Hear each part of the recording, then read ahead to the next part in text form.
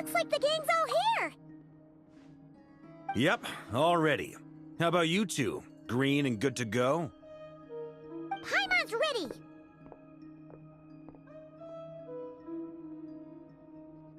Great, let's get rolling then. Great. Well, first things first.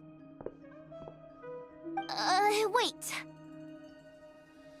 Someone's here. We heard your footsteps. Although... You've been here for a while now. I take it you followed the Traveler, but I don't sense any ill intent in you. Come on.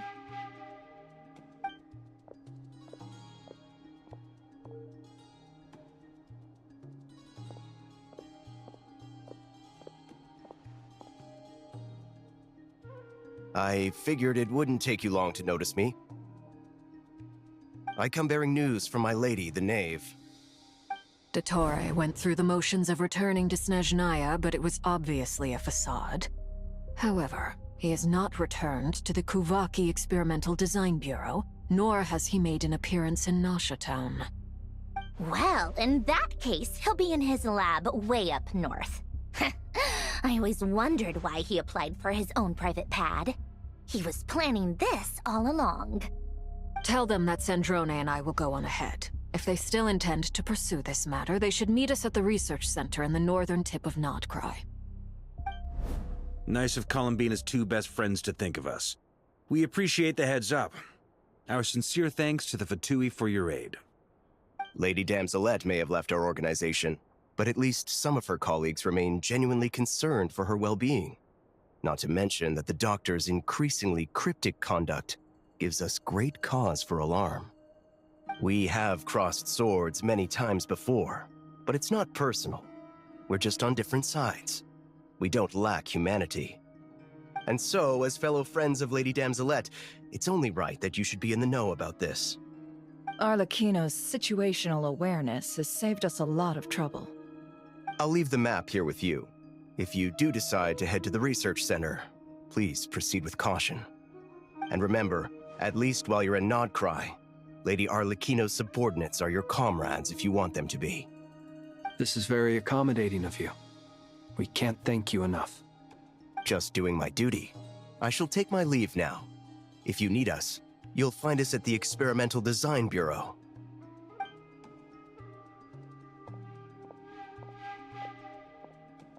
So, the Doctors left the Experimental Design Bureau and headed to some research center up north. Marionette seems to think he's been planning this for a long time. But when did it start? Before he even arrived in Nodcry? It seems his loyalty to the Tsaritsa is lip service at most. Behind the scenes, he may even be working against her. Whatever his motives, we know that he's decisive and incredibly ruthless. Facing him unprepared would be a recipe for disaster. At this stage, it's difficult to predict his next steps. I suggest we split into two groups. We need some people to stay behind and guard Nasha Town. Well, as much as I'd love to help, infiltrating research labs isn't really my area of expertise. But at least take Cool Your Jet's Ducky with you. It should be some help during the battle. And as for Miss Inefa, I suppose you will stay to protect Miss Aino? Detecting operational logic. Protect Aino. Priority. High. Just in case, Servarka, I think it would be best if you stayed behind as well. You can leave the research center to us. I mean, I would have said the Knight of Berea should probably be out on the front line, but okay, fine. Leave Nasha Town to me. Be careful out there, okay? If things get out of hand, fall back right away. Yehoda will be on hand to assist you. In my absence, she can handle any intel-gathering work. You got it, boss. You guys make sure to get back here in one piece, all right? We will. Things are moving fast. We'd better head off soon if we hope to keep pace.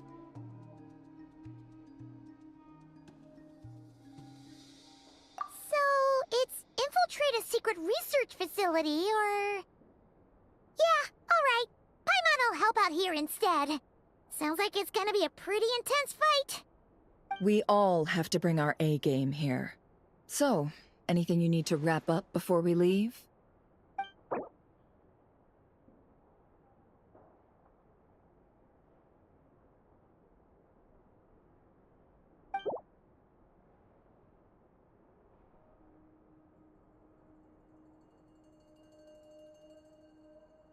Then you'd better get going. Very well.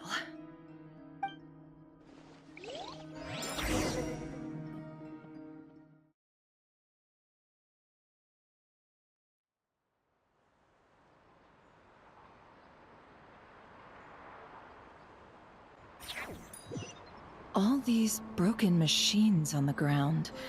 Someone got here before us. Could it be Arlecchino and Sandrone?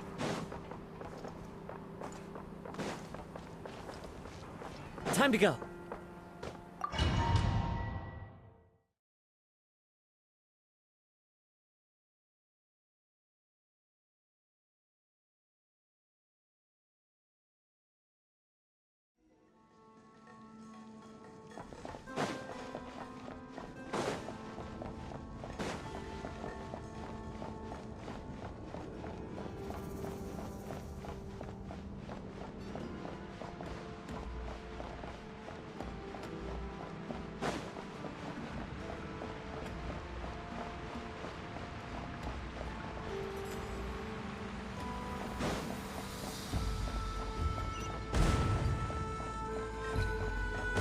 That's quite a welcome party.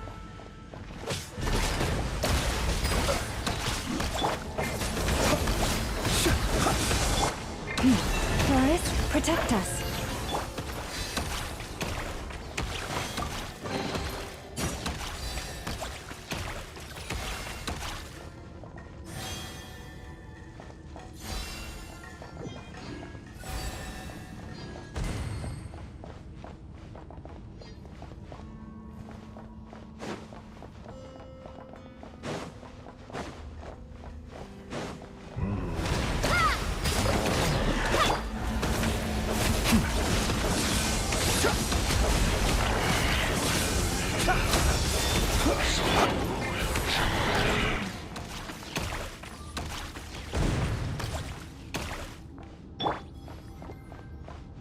Get back!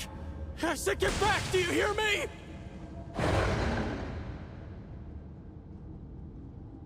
Why isn't it working? No! Don't come any closer! Don't!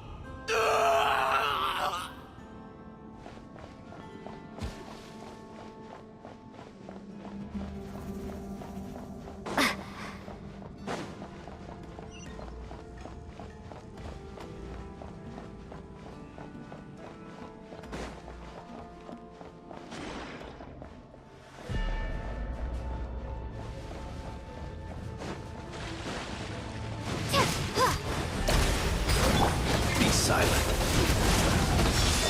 Steady now. Leave this place. You poor souls. May your spirits find peace. Grab that key on the ground. We'll probably need it at some point.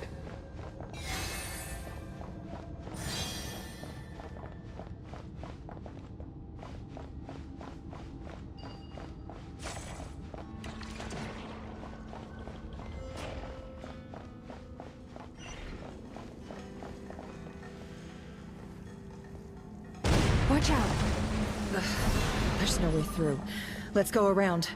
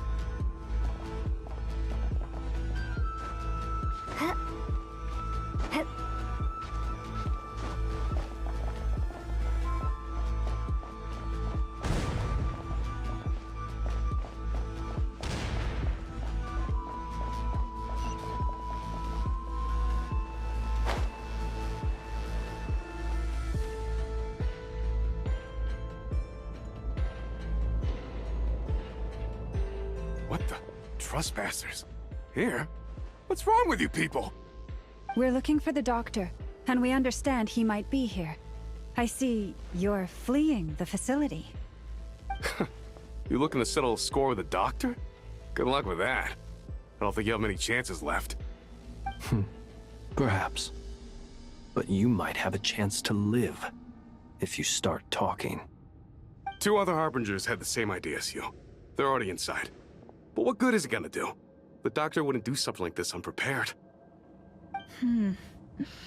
Seems to me that you're not too thrilled about being his subordinate. Also, is it just me, or do I sense monsters nearby? If you'd prefer their company to ours, that can easily be arranged. We need to know what the doctor is up to. Please, if you know anything at all, tell me. This is about more than us versus the doctor. His actions could have consequences for all of Nodcry. And perhaps even your homeland, Snezhnaya.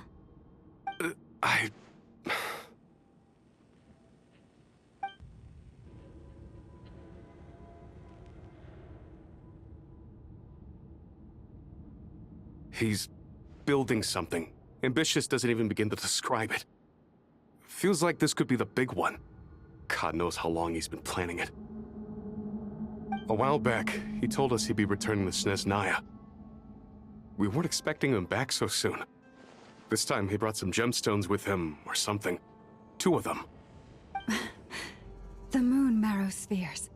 He stole them from their rightful owner, Columbina. Oh, Lady Damselet? Last I heard, she left the Fatui. Before she went, she told us she'd finished what Her Majesty asked of her, and wished to focus on some personal matters. I remember thinking that leaving us might not be the best choice. I mean, I always looked up to the captain the most, and... Back when this all started, the higher-ups dispatched 3 units to Nodcry to execute their plan. They were led by the Doctor, Marionette, and the Damselet, respectively. I was a part of the Damselet's unit to begin with. She never really interacted with us much. In fact, she seemed sort of detached from everything. Not because she was distracted, just felt like she was indifferent to the world around her. Like she had no stake in anything that happened. She always seemed like she was staring off into the distance. Almost as if she didn't see anything worth living for in the present, so she had to look further afield. That's right. She always used to stare up at the sky. The Doctor used to stand nearby and watch her. Apparently they got along well at first, but somewhere along the way, she grew wary of him. Started avoiding him as much as possible. After she left, everyone in our unit merged with the Doctor's. He's similarly indifferent to the world, except when it comes to the moons. He seems to have big plans for them. Right now, obtaining the 3 moons is his #1 priority. He even said, if he can only get his hands on 2 of them, he'll create a 3rd one himself. How would he create an artificial moon marrow? Maybe the knowledge he gained from the Hyperborean phantoms has something to do with it. Thank you for cooperating. We appreciate the level of detail. I get the sense that you'd serve under Columbina again if you had the chance. Would that be fair? No, she's no longer a Harbinger. As a member of the Fatui, my loyalty will always belong to the Tsaritsa. I'm only telling you all this because I don't completely trust the Doctor. His actions do not align with the goals that first brought us to Nodcry. I understand. We'll do everything within our power to stop him. The Knaves unit is based at the Kuvaki Experimental Design Bureau. Maybe you can seek refuge with them. Well, now we know what's going on here. Artificial moon marrow. He's likely well on the way to completing it. Dottore's technological capabilities are far more advanced than I thought. I fear this could get ugly. Everyone, prepare yourselves.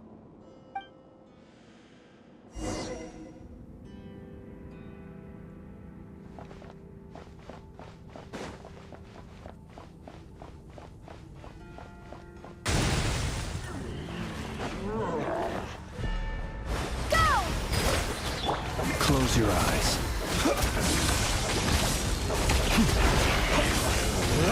Be silent.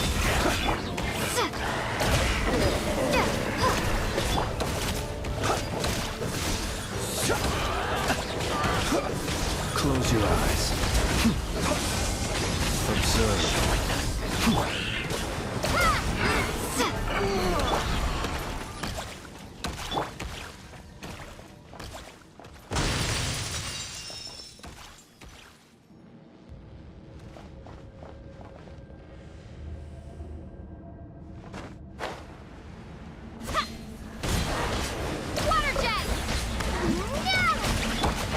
Be silent. Do you fear the dark?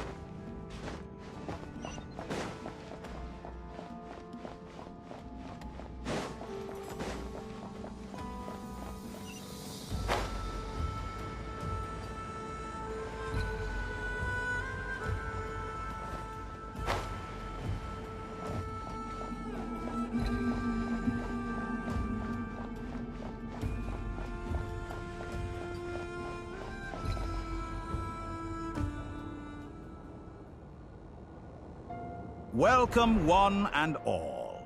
I've been expecting you. I hope my humble research facility is to your liking.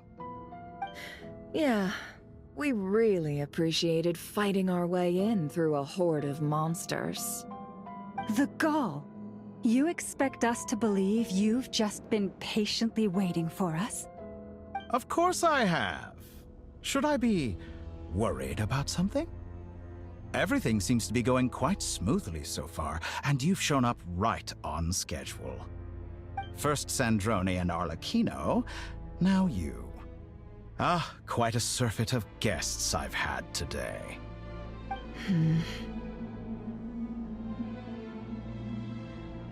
If you were looking for them, I should probably mention that Arlecchino disappeared as soon as she entered the facility.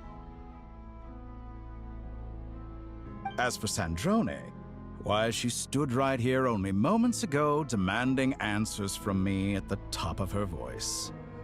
Hardly out of character. She never was one for basic courtesy. But I have to admit, I was a little surprised to see her showing concern for someone besides herself. Does everyone you associate with undergo such a change in temperament? Speaking as a researcher, I have to say, it is not a change for the better. It threatens one's ability to remain objective. Well, since you ask... So you've got your hands on the moon marrow, and now you're claiming godhood. Don't you think that's a bit of a stretch, Dottore? I must protest what you are insinuating with that phrase, claiming godhood. I am not claiming anything. I am stating a fact. You're a researcher. I'm sure you appreciate the distinction between the two. Huh? Wait, you really think you're all that? You'll excuse me if I'm not being a polite little lady for you. We're colleagues. We both know what kind of person you are. By the same token, I knew you'd respond along those lines. You and I both understand that facts speak louder than words. To that end, I've had my people send you a small gift. It should go some way toward helping you understand my present position. What gift?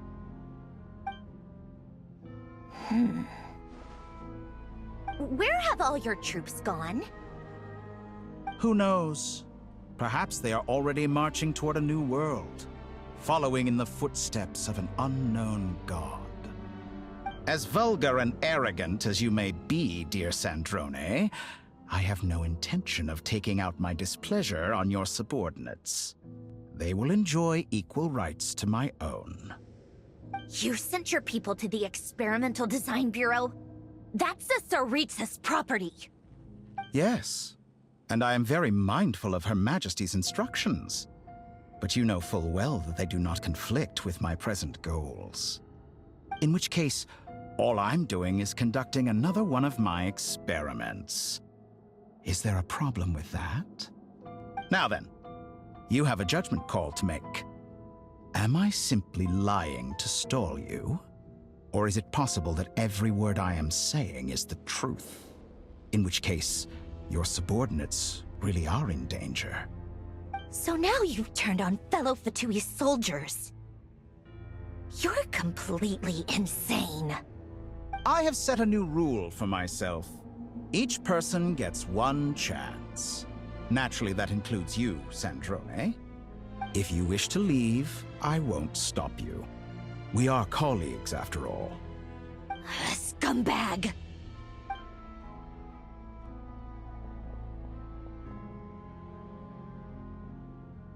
Still, I hadn't counted on Sandrone sparing any thought for the people of this world. Shame. I always found her self-centeredness to be one of her few better qualities. How can she ever hope to achieve greatness when she's so obsessed with protecting her little design bureau?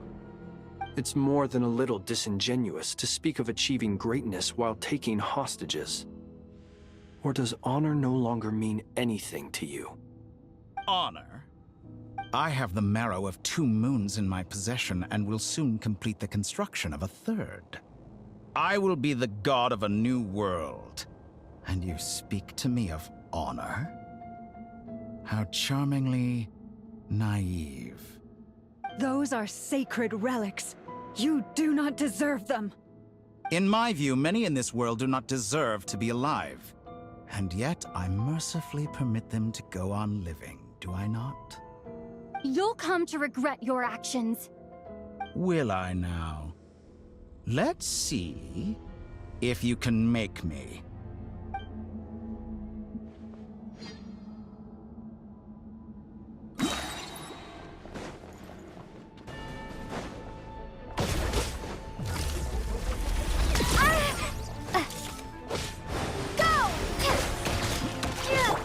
Close your eyes.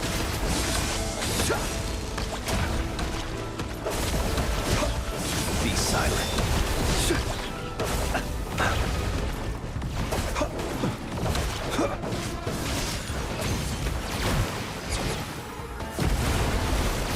Close your eyes. The long sleep vessels. An exact For the everlasting forest. Yeah. Yeah. You poor lost lamb.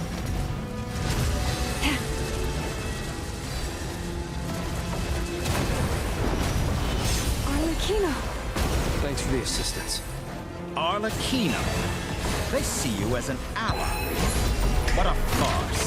You're clearly here to destroy my research, not mine. I'd say your research is more valuable than your life. Am I wrong?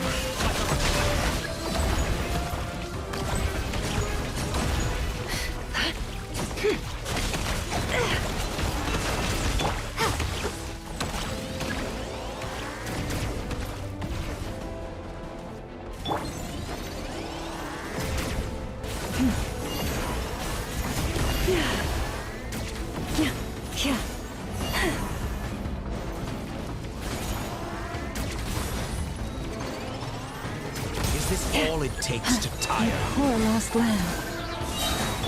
Be silent. Close your eyes.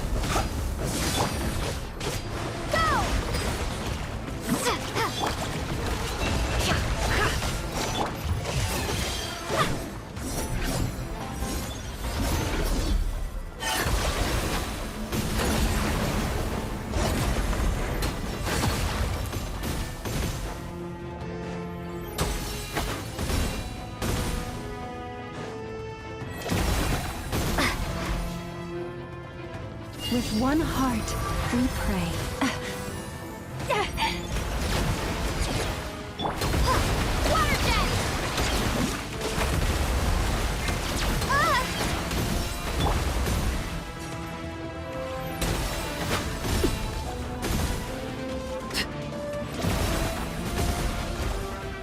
Dottore is too powerful with the artificial moon marrow in his arsenal. Fighting him is futile. Quickly!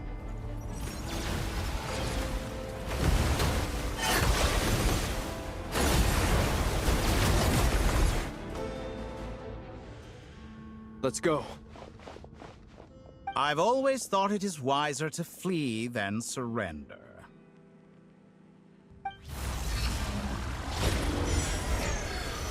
Watch out!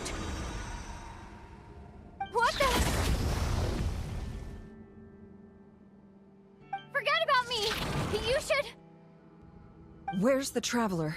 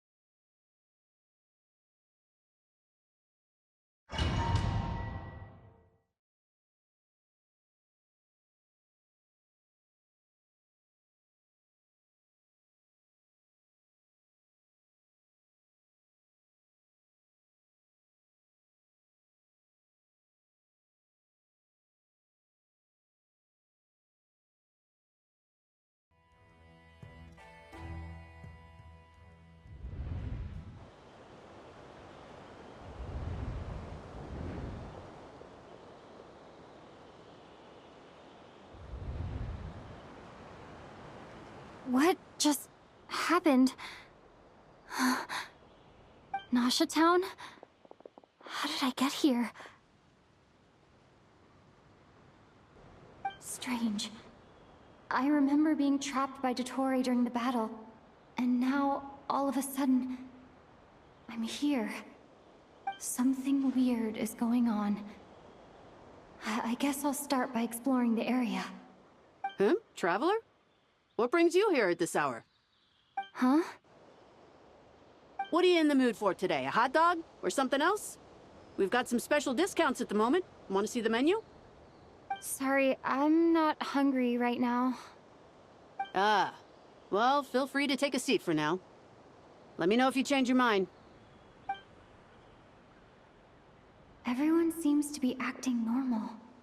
Am I just overthinking? Oh, darling, look who it is. One of our regular customers. Get the Traveler something to eat, would you, dear? Wait. Why is he talking like that? Well, I'd love to, but can't serve a customer unless they order something. Anyway, I take it your business is wrapped up?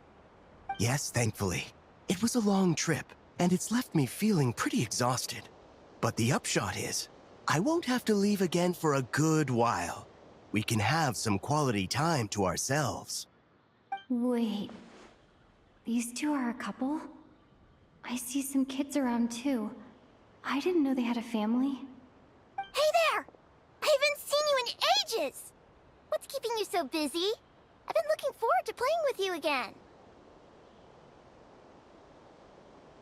You forgot already? You're silly. Daddy brought you over to our house recently. We had some snacks together. What is she talking about?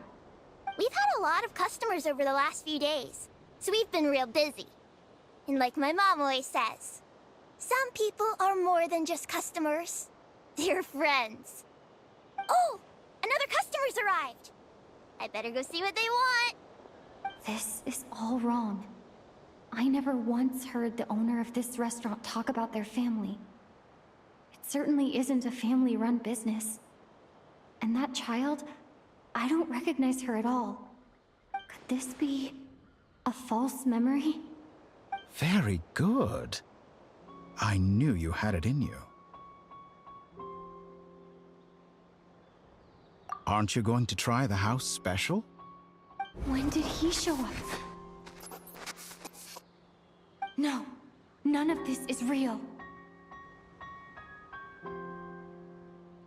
You don't seem to like it here. That's fine. We can change venues.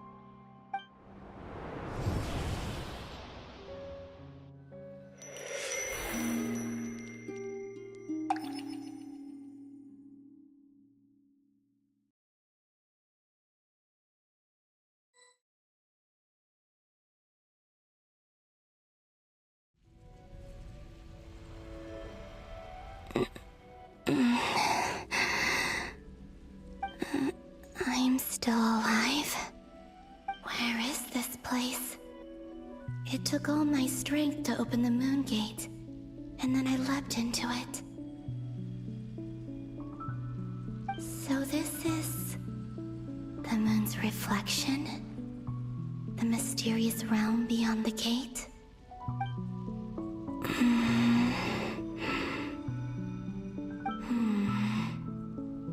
I can't sense anything. I guess I could try opening the gate once more.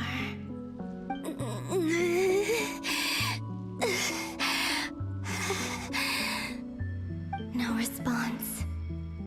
Maybe this space can't be opened from inside. If this was the space that killed both Revier and his lover, then why am I unscathed? Or... no, I'm not unscathed. Even the air here feels... frozen in place. There is nothing here with which I can restore my power. I should conserve my strength and proceed with caution.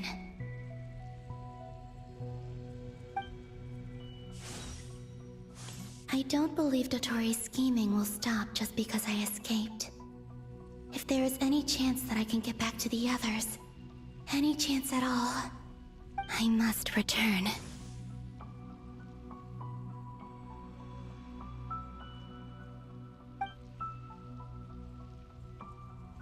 Emptiness, silence. What is this place?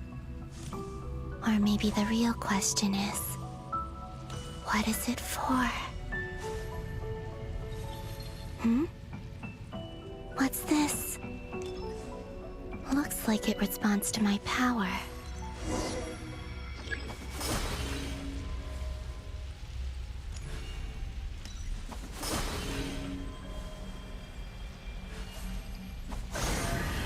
Golden. Like Kuvaki. Is it some sort of guide? And why does it feel so familiar?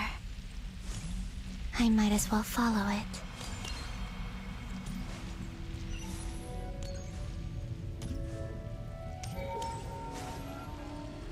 Where does this lead?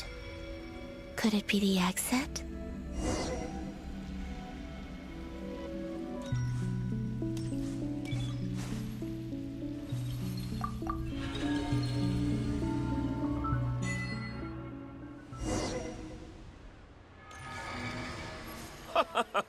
Welcome home, Moon Goddess.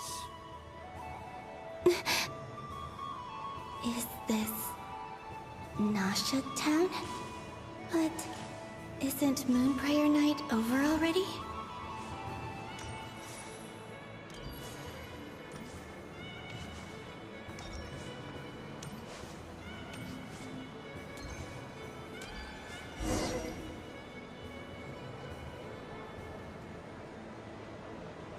Goodbye for now, Columbina. I hope you have a wonderful night. I will. Everyone else. And... me? Are these... my memories?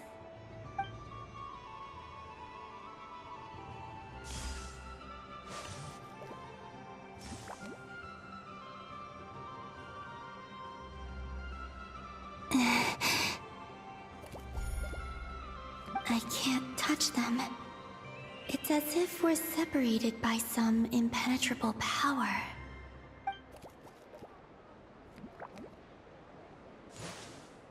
Over here! Over here!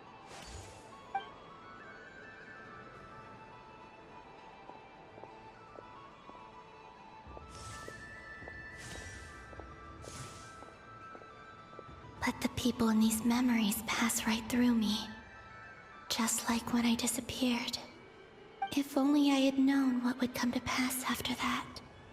Even so, I should still take a look around. Just being back here.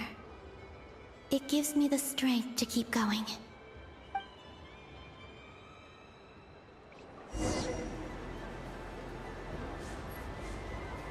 Welcome home, Moon Goddess. Oh, you're the genuine article. Alice was right.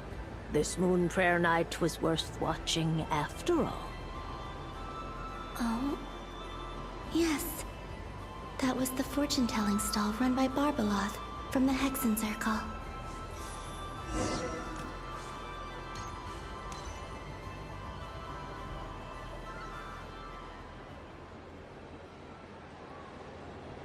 Please, draw the first lunar arcana.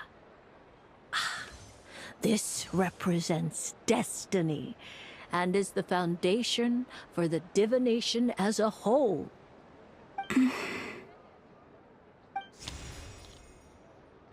My destiny. I believe the card I drew was the moon.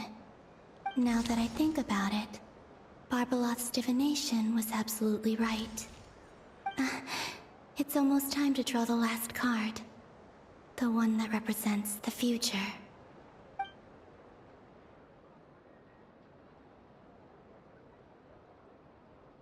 That was the card that popped out on its own. From here, I think.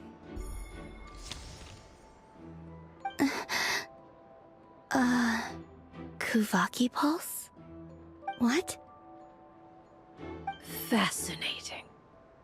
I've never encountered this before in my role as a diviner. What's going on? Did that card leave the deck? Because of my influence? All I did was try to touch it, and then... Maybe this memory space is not untouchable after all. Are there weak points in the barrier? Or...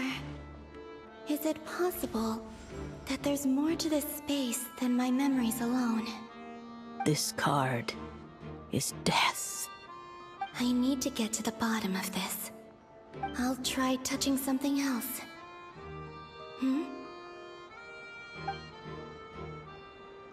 Is this... the wind? No, it's gravity. It's pulling me outwards. No, Traveler!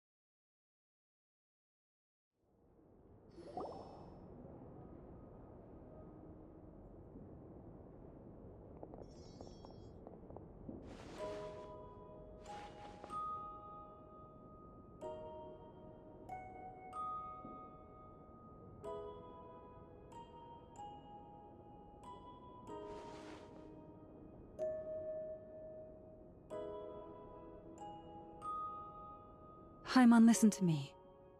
From the bottom of our hearts, we are so sorry. We completely understand how you must feel. The Traveler is trapped, and we all feel responsible for it. Don't say that! Paimon's not a little kid! You didn't leave her behind on purpose! There was nothing you could do!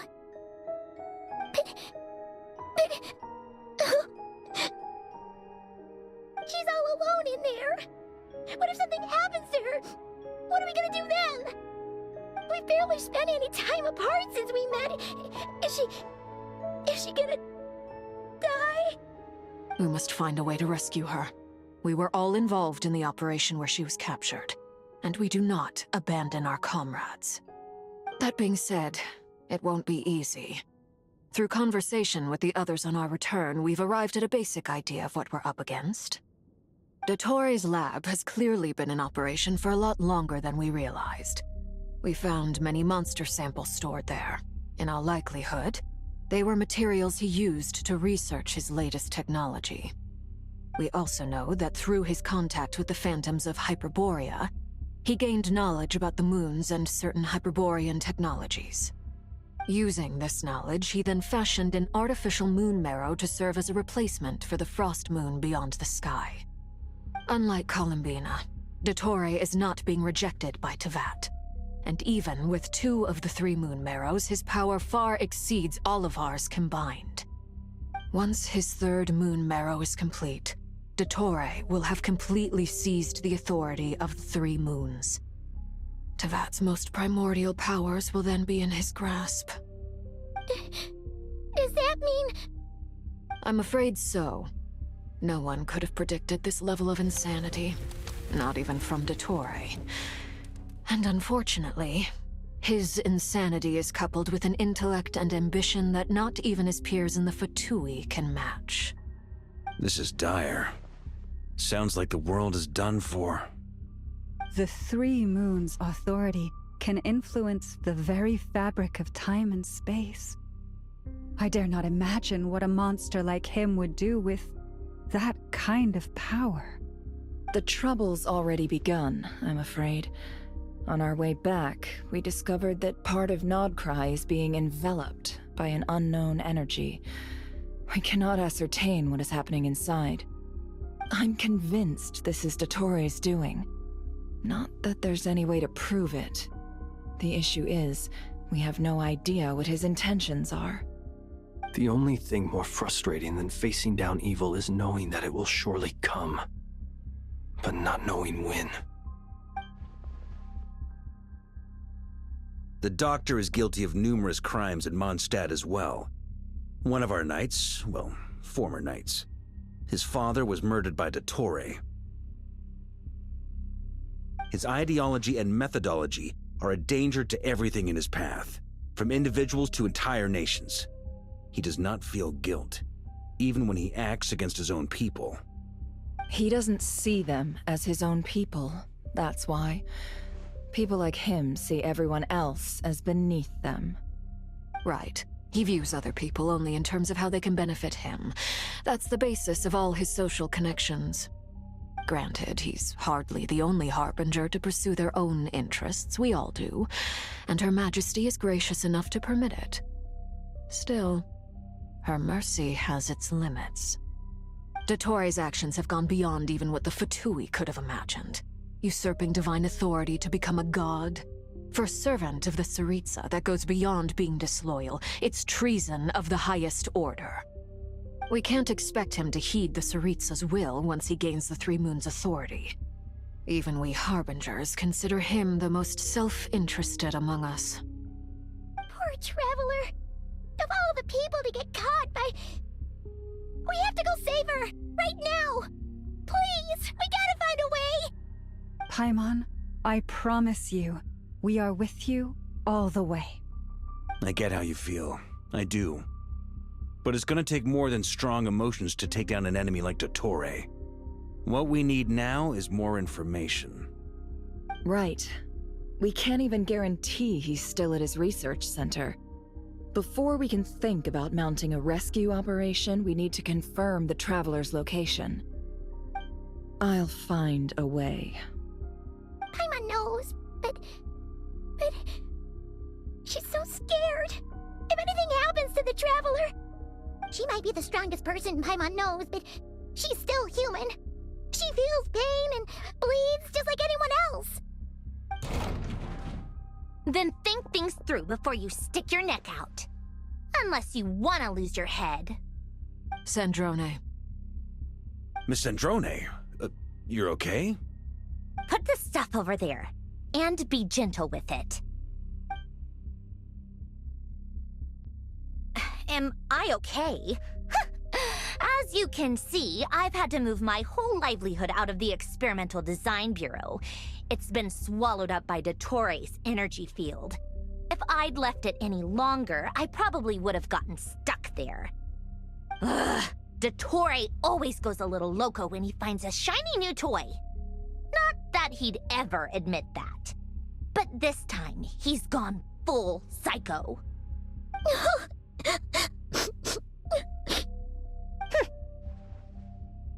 Just go ahead and cry already. Sorry. Paimon's not trying to make it seem. It's just... She can't. Oh, Paimon. Let it all out. There's no shame in it. When you're overwhelmed by fear and despair, crying can help get it out of your system. You'll feel better for it.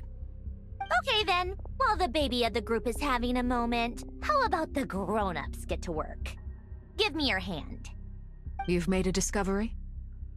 Polonia, scan.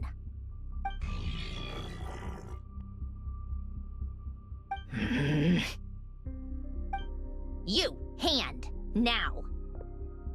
Oh, I thought you'd never ask, my lady.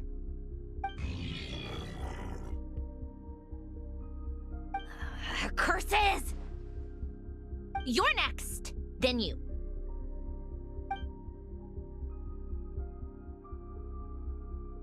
Dottore, you son of a... He's done something to us! Everyone who entered his research center has been implanted with some sort of curse. I don't feel anything unusual at the moment. Does that mean it hasn't activated yet? Is there a way to figure out its purpose and what might trigger it? My best guess is Dottore created it using the Moon Goddess's powers. 1 second, analyzing. Ugh! That friggin' maniac! So, what twisted game is he playing this time? The moment I analyzed the energy composition, some encrypted text appeared in my mind's eye. And when I deciphered it according to the Fatui standard encryption protocol, I got the following message. Feel free to run, or you will perish in nod cry. He's mocking us. Yep, he loves to toy with people. Only in this case, there might be more to it. But I didn't detect any murderous intent or malice either in the message or the curse's energy. As if this is him at his least malicious. Or perhaps all people are cowards in his eyes. Maybe he thinks the threat alone will be effective. What a despicable person. And he has the Traveler in his grasp. If I may, as unhinged as Dottore may be, he has always exercised great patience with the objects of his interest. I remember a comment he made when we first arrived in Nodcry. He said, "This world is, on the whole, an exceedingly dull place. But at least there are a few intriguing features, such as the gods, or the Traveler. Presumably, they interest him because they're unknown quantities. He wants to understand as much as he can about them." Agreed. The Traveler is Tevat's fourth descender. All Harbingers are aware of this. Since Dottore took such pains to capture the Traveler, he is unlikely to kill her right away. Okay, but we still have to do that rescue operation. Of course. I also think we need to read between the lines with Dottore's message. If he's encouraging us to run, that means we mustn't leave Nodcry under any circumstances. My guess is, his curse will only trigger if we leave.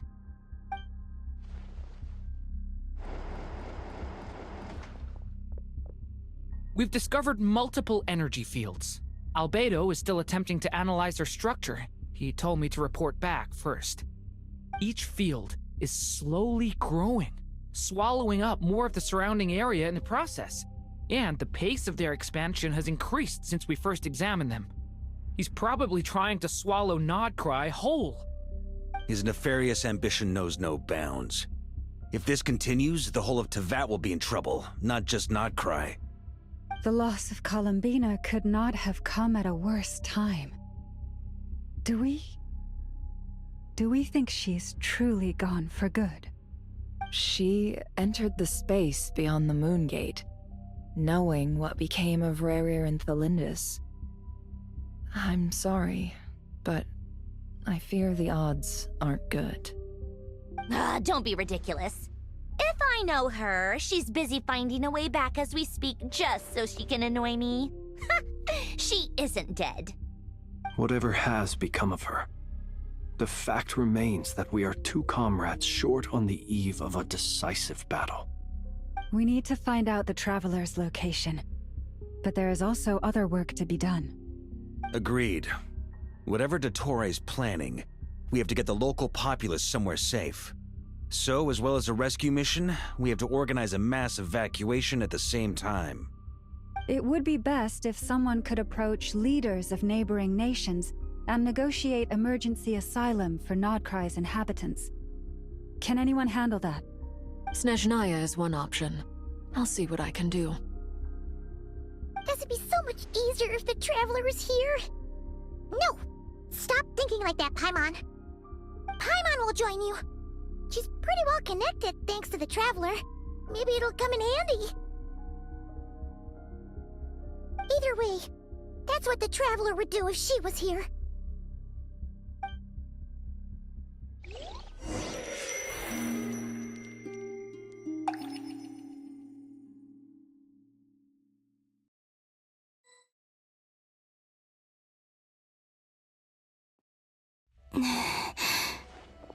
Back here again. That gravitational force that pulled me back. Is this where it came from? When I saw that memory of Moonprayer Night, I think I influenced reality. Was it just a coincidence? Or... if only I could have sent the others some kind of warning on Moonprayer Night. Maybe we could have stopped Dottore. I feel so heavy. Does entering that space consume a lot of energy? Well, even so, I have to keep moving forward. Back to emptiness and silence again. I should try and find my way back inside that memory.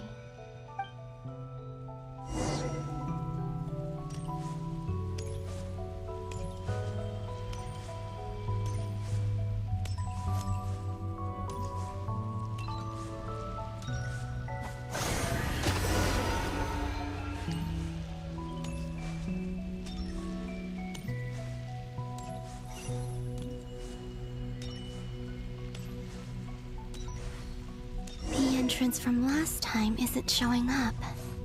Looks like I need to gather these scattered fragments.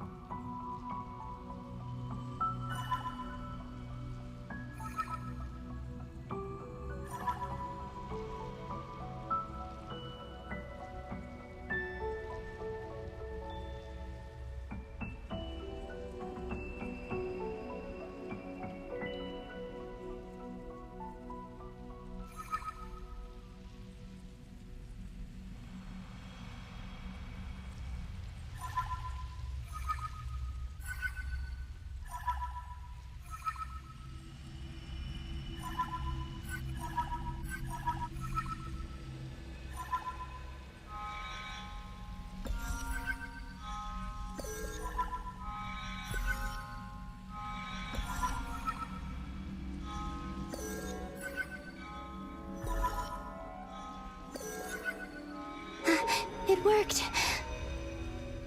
Hopefully I can stay inside for a bit longer this time.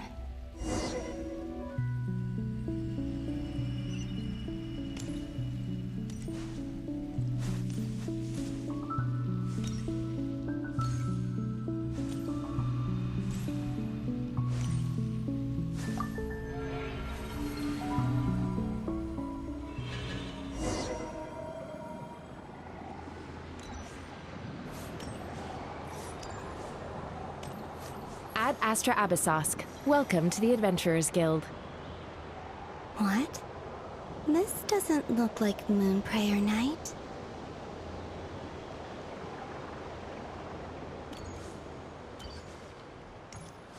Extra, extra!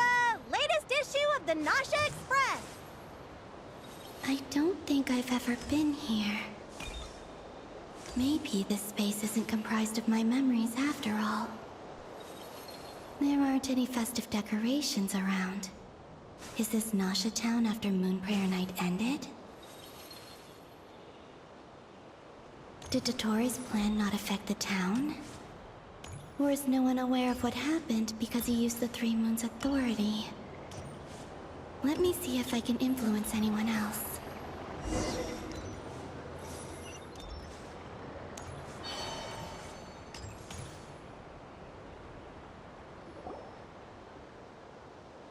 So, what do we do next? Wait, that voice. Paimon? The most important thing right now is to find that mage.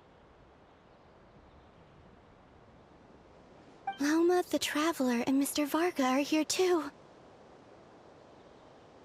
I'd better go pay the Fatui a visit. Traveler!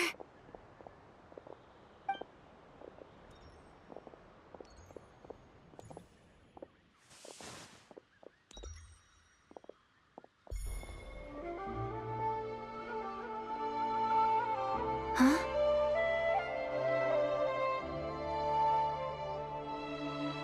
Columbina? I made contact. It's me, Columbina. Huh?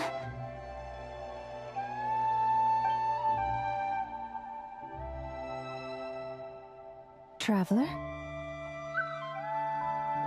Let's go! This is no time to be spacing out! Huh? Huh? Wait a moment. This has happened before. Huh? This is what happened when I disappeared. I stood right over there, thinking that no one would ever find me again. It was only when she called my name that I decided to follow them. But did she turn around because she sensed my touch just now? Is it really possible that from in here, I can change the past? If I keep following them, maybe... Huh? It's that gravity again.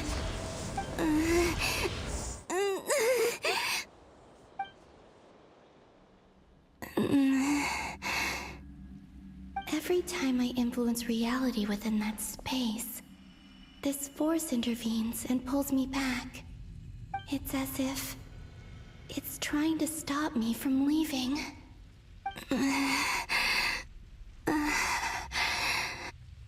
I'm getting weaker and weaker.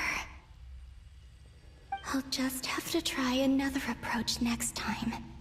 Come on, Columbina. Keep going. You have to tell everyone what happened.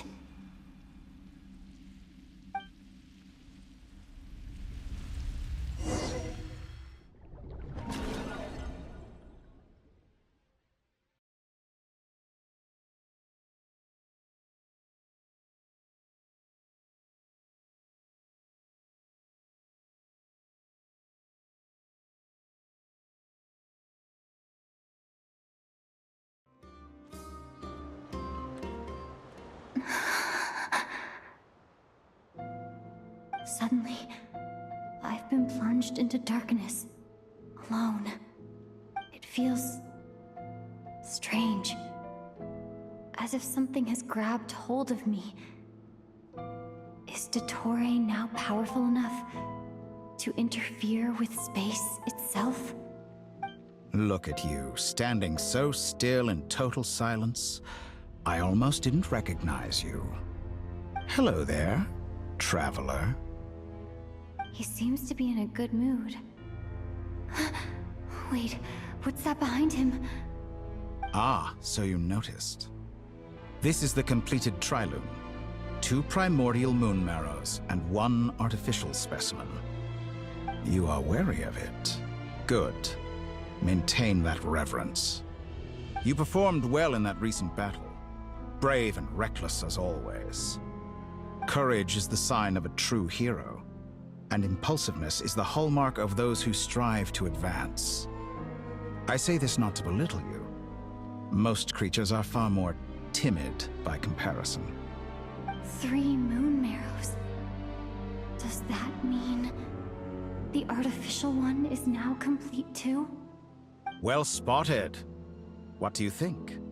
For a replica I built myself, I dare say it looks the part. Dottore, are you planting illusions in my mind? I have no interest in fooling your eyes. On the contrary, I hope to show you the true essence of all that you see before you. Is this not a beautiful city? People live in peace and find joy in their work. The streets are safe. People can even leave their doors unlocked at night. You might say it is the Elysium everyone dreams of. All available data indicates your values and worldview conform with the mainstream. This kind of society should be quite to your taste. False beauty is deceitful. Lies are to no one's taste. I wonder, is it your moral standards that are too high? Or your expectations of reality? Answer me this. If someone existed in a sweet dream from the moment they were born, a dream in which they never once felt pain, which do you think they would consider superior? The dream or the reality? That's pure sophistry. It has nothing to do with your actions. As I suspected. You have yet to understand all of this for what it really is. What do you want from me? You sound impatient. Do you think the only reason I'm keeping you is because I want something from you? If it's not, then why haven't you killed me yet? No one can stop you if you're as powerful as a god.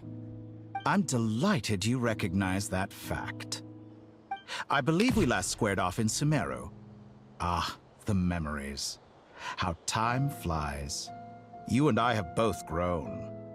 I'm not surprised that Arlecchino and Sandrone worked with you. You've always a way of slowly but surely ingratiating yourself with all levels of society. People laud you as a hero, but I suspect there's more to it than that. Oh, but to be clear, I don't say that to flatter you. Do you always give your opponent an appraisal before you deal the final blow? Call it a long-time habit. I'm a researcher, and one of my duties is to give an objective assessment of my subjects. But you misunderstand.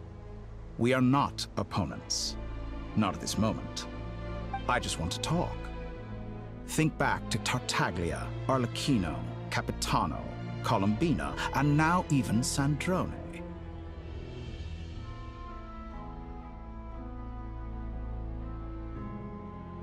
You've worked with each of them in the past. I believe you can work with me as well. What makes you so sure? Well, why not? Should the good associate only with the good and the bad befriend only the bad? I like to think we could have a more mature relationship than that.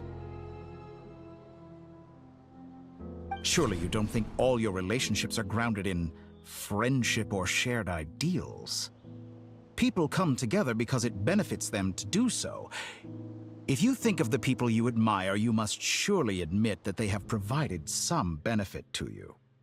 Morality, ambition, dreams. People have plenty of words to embellish the nature of their relationships. But once you break free from those ethical frameworks, you will see that the only thing connecting the two of you is mutual benefit. And that is what I'd like to talk to you about. We're finally getting into it. He's probably been planning to kidnap me for a long time now. But for what exactly? He has the authority of all 3 moons. I won't be able to gain the upper hand in a fight. Best if I pretend that I'm willing to negotiate for now. You say you're a god, but you also speak of mutual benefit. What could a god want that the 3 moons cannot provide? Excellent question. But before I answer, I would ask you the same thing. Gaining Columbina's allegiance was a rare and extraordinary feat. But the Moon Marrows are now in my hands, and I have the edge over her. For this artificial moon is not being rejected by Tevat. Her identity and lineage may have been a thing of glory in the old world, but they were also shackles that prevented her from ever integrating into Tevat. I, on the other hand, you may view me as a thief, but I have overcome that limitation. So what is it that the 3 moons cannot grant you? What stops you from negotiating with me to get what you want? I don't make deals with lying psychopaths. That's quite an accusation. Are you expecting me to get angry with you? Well, this is one aspect in which my personal growth has served me well. In the past, my less mature self might have been disappointed, perhaps even angry, over a small setback like this. Like when you and Lesser Lord Kusanali joined forces to oppose me, for example. But things are different now. Just as the rich do not quibble with the poor, I no longer find myself perturbed by these trivial affairs. Human relationships end with conflicts of emotions and interests. But relations between humans and gods are different. And ours is even more unique. I have ascended to the highest heights and laid claim to unprecedented horizons. And you were no ordinary person to begin with.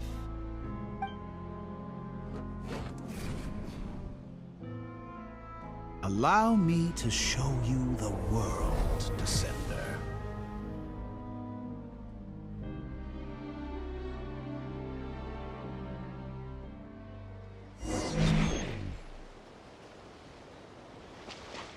To stand, walk, jump, sit, and lie down. These are the most common of behaviors. Have you ever wondered why we were born following such laws? Who stipulated that we could not fly instead of walk?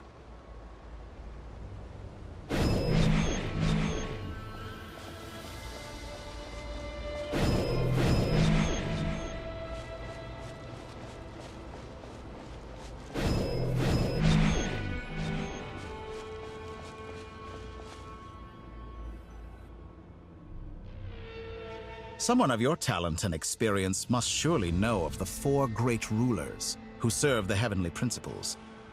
They govern life, death, time, and space. One wounded by a blade will die from blood loss or infection, and one who falls into a lake will drown in agony. The elderly wallow in solitude, and the solitary age faster. Eventually, new life is born, only to embark on the same path of suffering. These 4 divisions anchor the world and shackle those who live in it. But they themselves transcend its boundaries, squandering the power bestowed by the heavens. All who live yearn for equality, but unless the gods prostrate themselves and profess that they are mere servants of the living, equality can never exist. Who makes the rules we must live by? Who has the right to restrict us?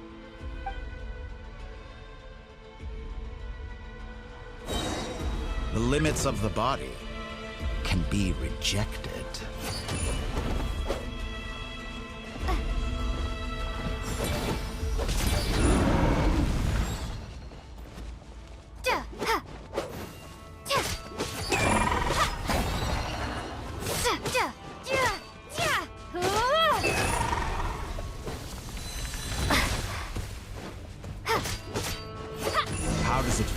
be among those with absolute power.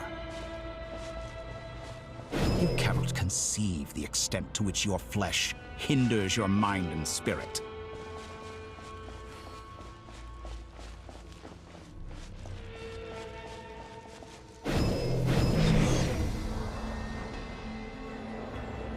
Only by discarding our useless, primitive eyes can we perceive a new world.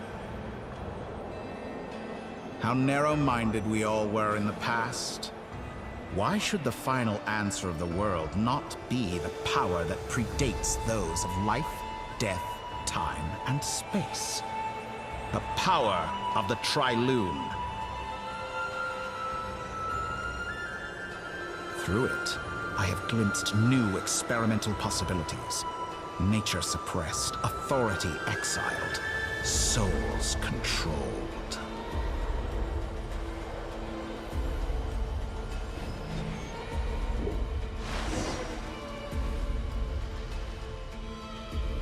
You know, I heard recently that a group of critics reviewed countless stories and drew an interesting conclusion. They found that it is more often than not the villains who strive tirelessly to push the boundaries of progress. In fact, long before this, someone voiced a similar idea in an academia editorial. I felt a great affinity with this perspective. I have never been afraid to step up and play the role of the villain. Fanatics are trampled down for their transgressions, and those who transcend are rebuked for their audacity. And so, the majority of creatures are too timid to follow my lead. But all sacrifices made during my experiments have been worthwhile, as you can now see. I can offer you something new, something unique, precisely because I am a villain. Think about it. We are eternally bound through mutual interest. Can you truly say you would never turn to malice if it could give you the life you dream of? After all, what value do perfection and purity really have? They are fragile and feeble things, utterly tedious. I say, better to be governed by a flawed humanity than a gnosis. The true seeker of knowledge is the villain who undergoes countless tribulations in pursuit of their goal. I'm sure many people have told you that you're different. Because I'm a descender? Exactly. Very clever. But what has that got to do with you? I do not conceal my wicked deeds, my selfish desires, or my greed. A true researcher must act as I do if they are to understand and speak of the truth. And yet, a knowledge seeker like myself will inevitably grow tired of studying Tevat beyond a point. You have traveled to all corners of the world and met many people.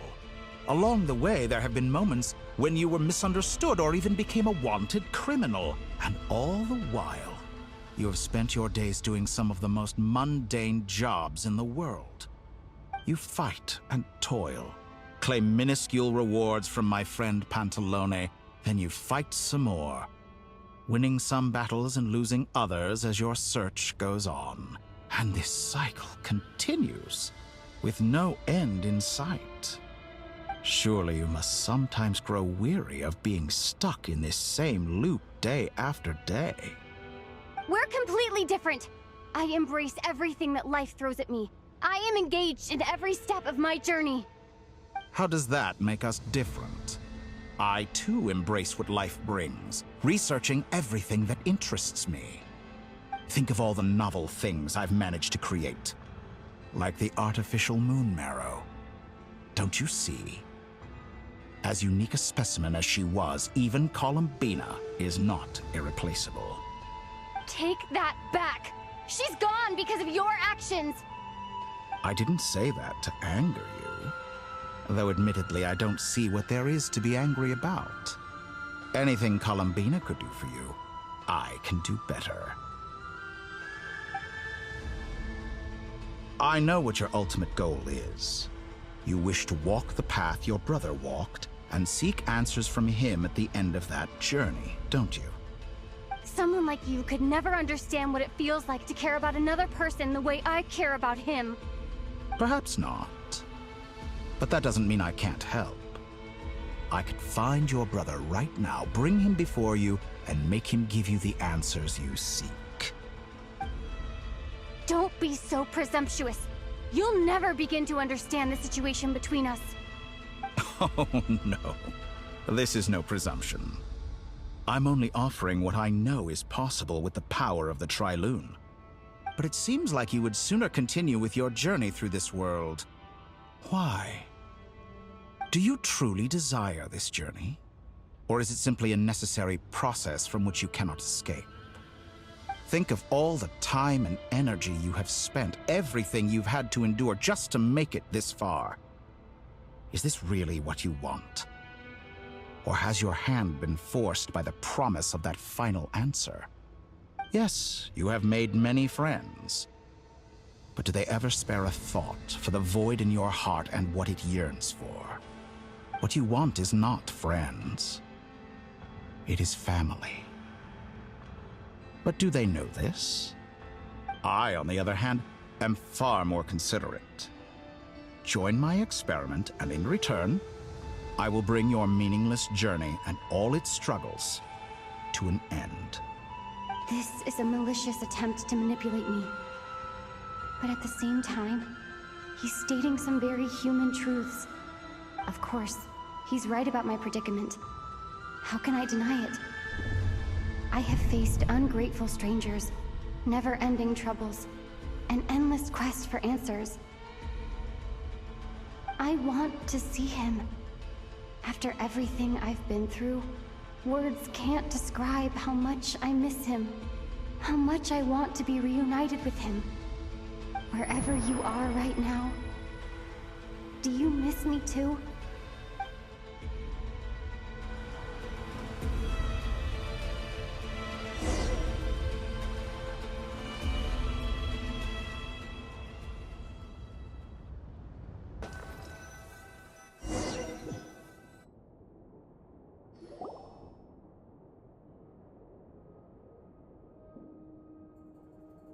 All right, everyone. Our next mission is clear. We need to contact all the major organizations, explain the situation to the public, and then begin the evacuation. The residents of Notcry are quite dispersed. The two most populated areas are the Southern Isles and Pyramida. Miss Lauma, I will leave Hisi Island and Nosha Town in your hands. I will liaise with the Fatui and Pyramida. Agreed. We will reach out to Natlan and Snezhnaya. Anyone found north of the Experimental Design Bureau should follow the Fatui to Snezhnaya. As for those dwelling south of that line, I will ask the Voynich Guild to help persuade them to leave. Then I, Mr. Varka, and the Frostmoon Scions will escort them to Natlan. The Voynich Guild has dealings with the Curatorium of Secrets. I will send them a letter vouching for your credibility. Yehoda, you should help Lauma. This is too big of a task for one person. My wish has come true. You're willingly lending me your most capable employee for the day. Well, good for you if all this only takes a day. Of course, if it takes any longer, I'll be charging a fee. Boss, wait! Don't I get a say in this? Oh, I'm sorry. Something to add, Yehoda? Well, no one's more important to me than you, boss. And remember how Lauma healed your eyes after that big battle?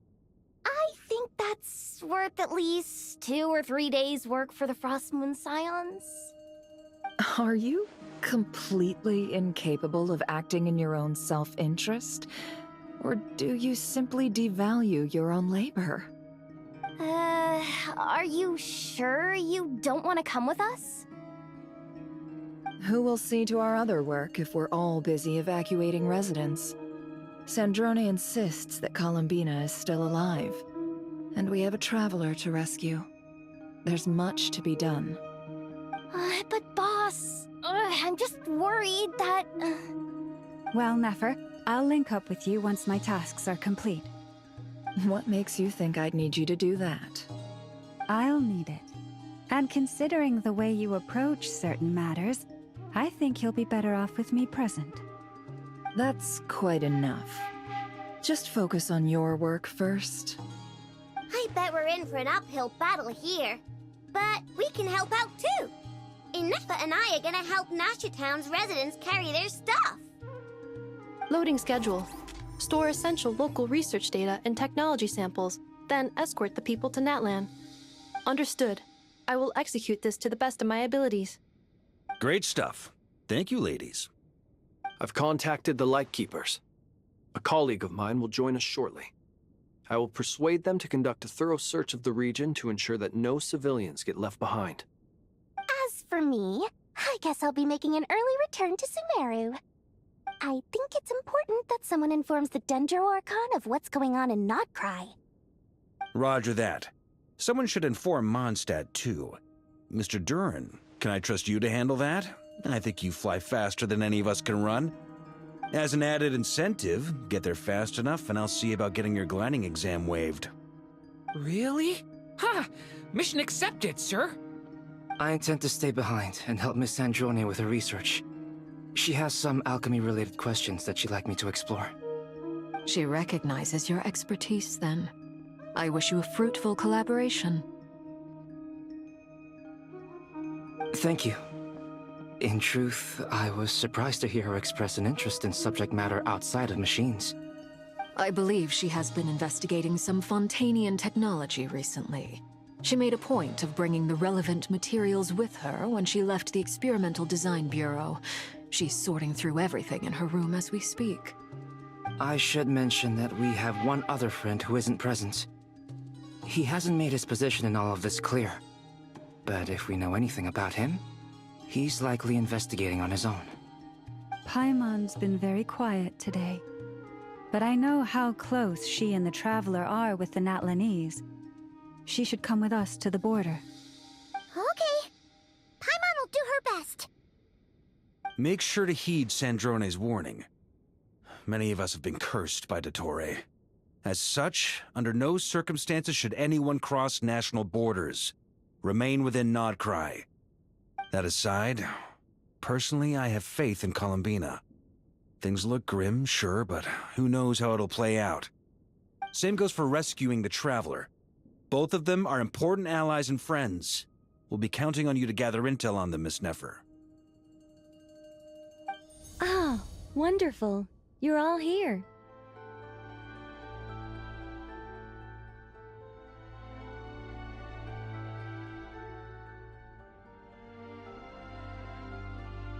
That voice again! Nicole? Whoa, that was loud! And it came out of nowhere. So mysterious. Sorry, this is the only way. We're still facing quite a catastrophe here at the world's borders. Alice has roped in every Hexen Circle member she can get a hold of. Except for me. She told me I had to come and help you all out as a matter of urgency. I quote, "You love talking, don't you?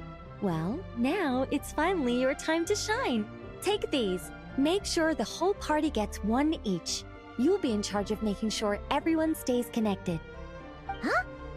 Is this a Dodo communication device? Scanning. Unknown device. Analyzing. Unknown device. Conclusion. Cute. Affirmative. It is cute and good. I believe that I quite like it. This is no ordinary Dodo communication device. It's my very own special modified version, specifically...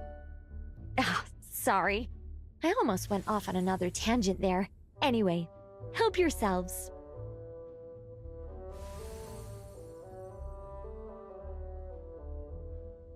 It will allow us to communicate over long distances within Nodcry. No more worrying about shuttling messages back and forth. What astounding technology. Am I right in assuming that it relies on your personal abilities to function, Miss Nicole? Yes, exactly. Right on cue, Albedo. I'd love to brag to you all about how it all works. But no, next time. Anyway, I'll be right with you all, serving as a communication hub. That's all from me. Head off as soon as you're ready. I'll be staying here to keep watch, and I'll be sending you my blessings.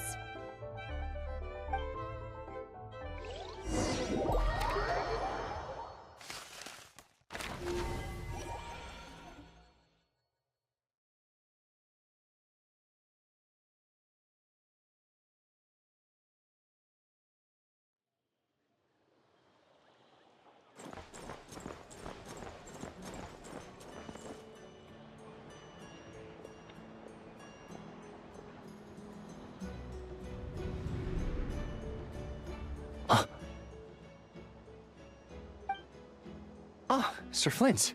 Perfect timing. I just arrived myself. You are most considerate, Master Ilua. But in fact, I know you have been sitting here for quite some time. If you saw me, why didn't you say something? I was curious to see how long you could sit still for. Also, shouldn't you have managed to sense me approaching? That would be a first. You always seem to appear out of thin air without making a peep. Also, how many times do I have to tell you not to address me as master? I don't qualify. I beg to differ. Why should a young man so well versed in social graces as yourself not be worthy of that title? Please, Lord Flint's... Sir Flint's. I'm begging you, don't flatter me into complacency like you do with everyone else. You understand me better than most. My newest acquaintances tell me I love complimenting others. What do you think? I think they don't understand why you do it. You just love puffing people up till they're a big, happy ball of hot air that floats away into the sky. In all sincerity, I can only hope that they bring good tidings when they come back down to Earth. Is the situation that bad? We just held a strategy meeting.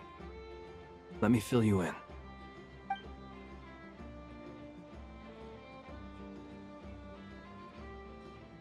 In short, we need everyone gone from Pyramida.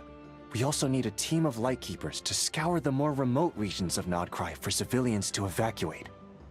I only hope we have enough personnel. We do. Old Man Nikita will definitely help, and we can recall anyone out on patrol to focus on this instead. Good. I'm sure you and the others will make short work of this. Now, don't forget, once you've completed this task, make sure you and the rest of the team evacuate to either Snezhnaya or Natlan as well. Flint? If you've got something to say, Master Ilua, why not guess what I'm thinking right now? You mentioned that you have something else to deal with later. How difficult is it going to be? I doubt it will be easy. I know you're a Lightkeeper, and it's your duty to protect others in times of crisis. But I have a feeling that you'll be walking into grave danger. However bad things have gotten in the past, Nodcry has never faced a mass evacuation before. But from the sounds of it, you don't intend to come with us. I don't mean to pry, and it's probably none of my business. But whatever it is you're intending, you don't have to go through with it, you know. I've been afflicted with some sort of curse, and I'm told it may well trigger if I set foot outside of Nodcry. As such, I cannot leave. I have to act, if for no other reason than to fight this curse. What? No. Why? Why would anyone want to curse you? There are plenty of people out there willing to trample over others in pursuit of their own goals. Frankly, Sir Flint, I am furious. You're making light of what is an incredibly serious situation. Indeed I am. And? And what? I told you I'm furious about this. Nothing I can do about it, I'm afraid. Things happen, and we just have to deal with them. If you find yourself feeling angry, perhaps start by drinking a big glass of water. Hey, you mean you're completely unmoved by my anger? devastated. Then allow me to express my sincerest regret. Come by the lighthouse sometime. We'll catch ourselves a few fish, have a little barbecue, play some cards, and bask in the sun. Maybe I need to spell this out. Lean in a little, Flint. Oh my, this doesn't bode well. Word is that you were caught up in a real horror show recently. People were amazed that you returned safe and sound. They've been debating whether you're even human. I've returned safe and sound from plenty of crises. When you say people, do you mean other people? Or do you just mean you? Fine. I'll be frank. You're not human, are you? Heavens. Now that's a horrifying thought. You know what? Forget it. We'll revisit this once it's all over. A sound plan. Albeit a little ominous sounding. Just promise me you'll come back in one piece, all right? For you, Master Ilua. How could I refuse?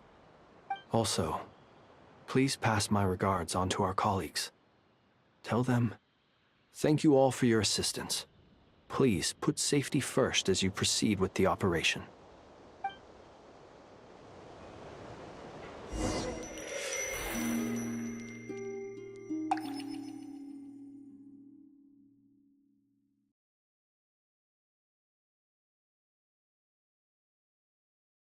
I have to keep searching for a path toward reality.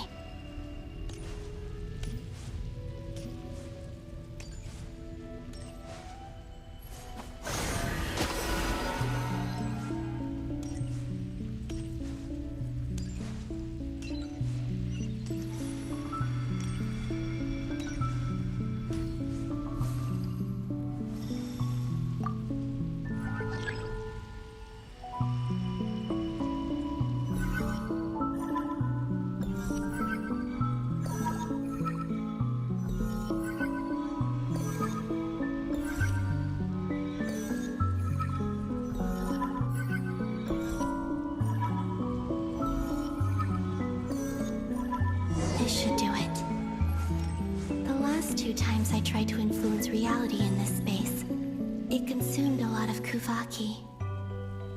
I'll try and be more careful this time. I need to leave key clues behind using less power. I hope everyone still remembers what I said on Moon Prayer Night.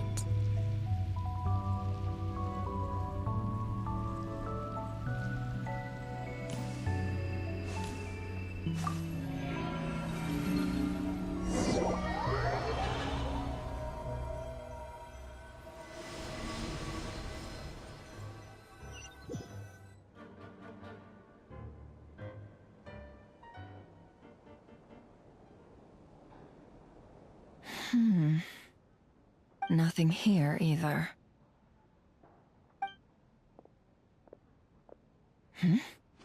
Flint's? Ah, Miss Nefer. What are you doing here? Unless... I just spoke with Itlua about arrangements for the search and came for a walk nearby. As for you, why would... It appears we think along similar lines. And neither of us likes to accept things at face value. As well as figuring out how to gather intel on the Traveler, I wanted to confirm some of my own suspicions. Also, we'll need to bring a lot of force to bear against Dottore, even if we're only looking to rescue the Traveler. We can't leave anything to chance. You don't think Columbina perished either, do you? I'm merely considering the possibility that she survived, just as you are. How much can we really know about a deity like her anyway? Do you remember what she said on Moon Prayer Night? About using moonlight to send messages to us? Of course. I think that's why we're both here. Where have you checked so far? I've been focusing on the outdoors. Anywhere the moonlight shines. I checked most of Town, but didn't find anything. I checked the Curatorium of Secrets, and a few rooms where I thought I might find some leads. But no luck here either. The only places I haven't looked yet are the rooms in the flagship. But process of elimination isn't the only thing that brought me here. Oh, really? What's your other reason? After all that build-up, our mystery ally never showed up even once!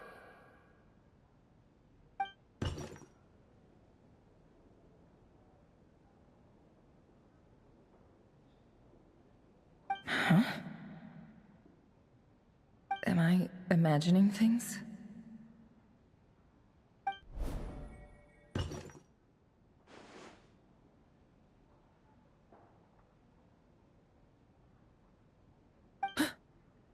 Come on, let's see what's going on. Oh no. I knocked over a vase as soon as I came in. It must have been caused by a Kuvaki fluctuation when I entered the space. Although, it seems like I'm not about to be pulled away this time. It looks like as long as I'm careful with my actions, it doesn't count as influencing reality. Anyway, is this the flagship? The Traveler mentioned that's where she was staying. I only went into the lobby last time, so I've never actually been here before. How does this space work? If nothing else, I can now be sure that it is not simply memory. She mentioned where her room was. I think it's this one.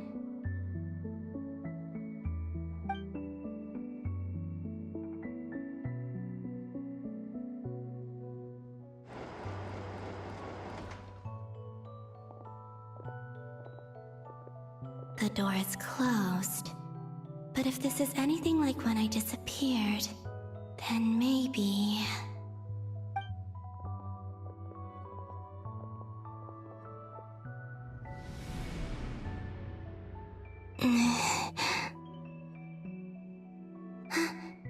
I'm in. She and Paimon aren't here at the moment. I hope she's okay. I wonder what happened to her after that battle with Dottore.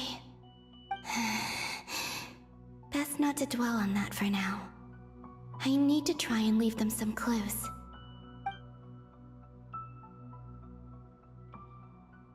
Please, Traveler. I really hope you find this.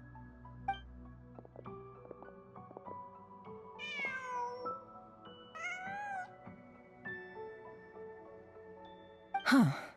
Just a cat. Nothing else here strikes me as noteworthy. Didn't you stay here for a couple of nights once? Before Rerir showed himself, yes. It's also where the Traveler and I first met. Did you notice anything unusual during your stay? I remember thinking how much noisier the flagship is at night compared to the graveyard. Other than that, no. The Traveler and Paimon were most congenial neighbors. This is where they've been staying, yes? Over here? That's right. I wouldn't usually condone breaking and entering, but we can make it up to them later. Focus now. I have to write a message on the wall using Kuvaki, just like I said on Moon Prayer Night. Simply open your windows on nights when the moon shines bright, and the moonlight will naturally flow towards the words I have written. Here goes. I'll need to carefully control my strength.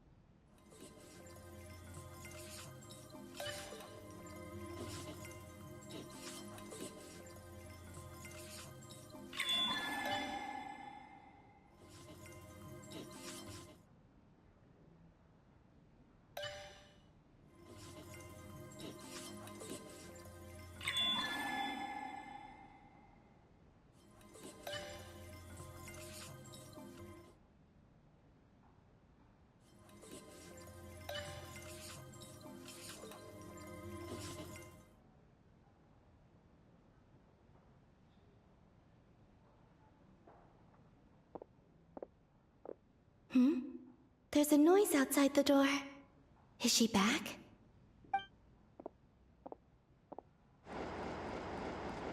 Please, you have to see these words.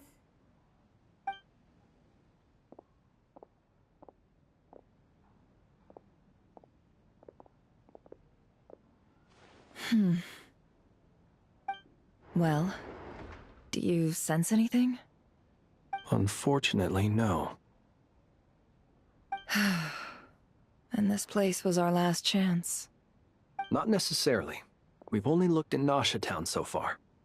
Miss Columbina said she would leave messages at her friends' dwellings. It's still worth checking where Miss Lauma lives and where I live. Let's try and make some time to look into those then. Wait. What are you waiting for? Oh, Paimon might have overeaten slightly. What's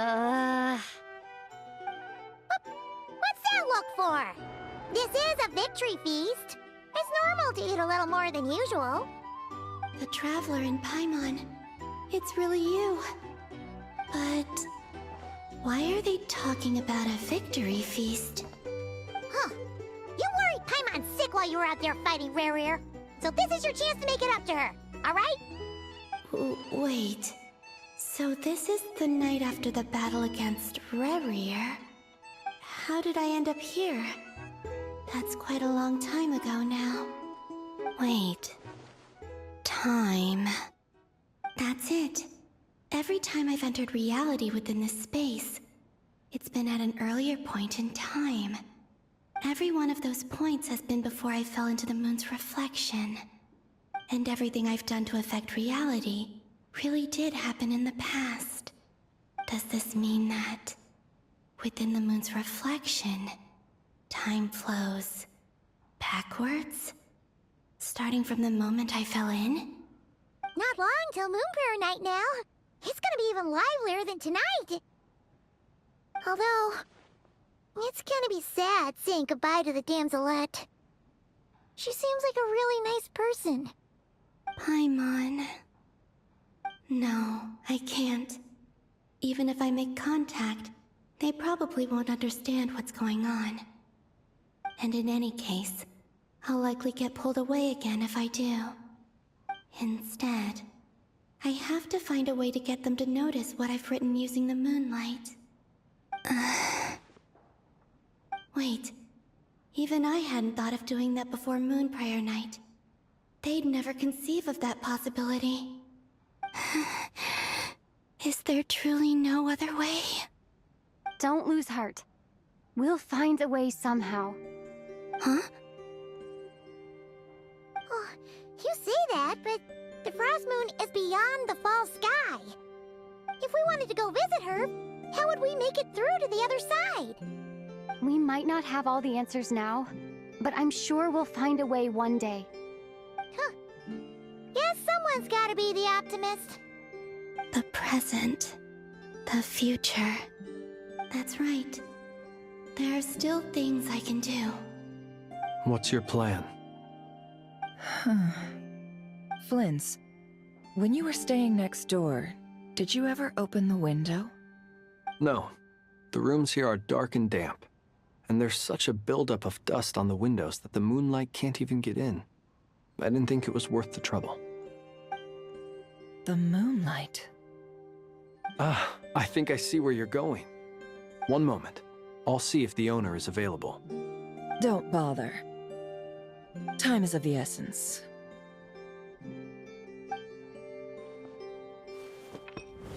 Time.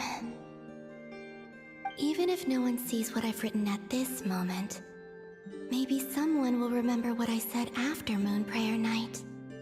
I need to write down as much information as I can. And maybe one day...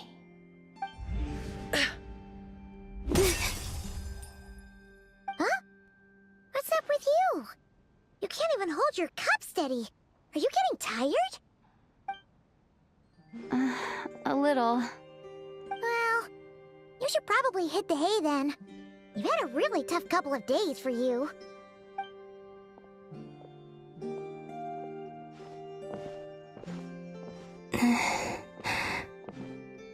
You truly have. You helped defeat Rerir, helped me reclaim my name, and you helped the others organize Moon Prayer Night. Wherever you are right now, I'm sure you're still fighting against the injustices of fate. This is all I can leave for them. How I wish I could stay here. But it's time for me to go. I hope to see you again in the next time, and if the opportunity presents itself. I will surely return to your side. Huh. Columbina. She's alive. Not only that, but she's left us an entire wall's worth of clues. She even wrote down what would happen on Moon Prayer Night. It's just a shame we found it too late. I am here. Time in this place flows backwards. I am constantly moving forward. It sounds like she's found a way to influence the past using Kuvaki. But her future is our past.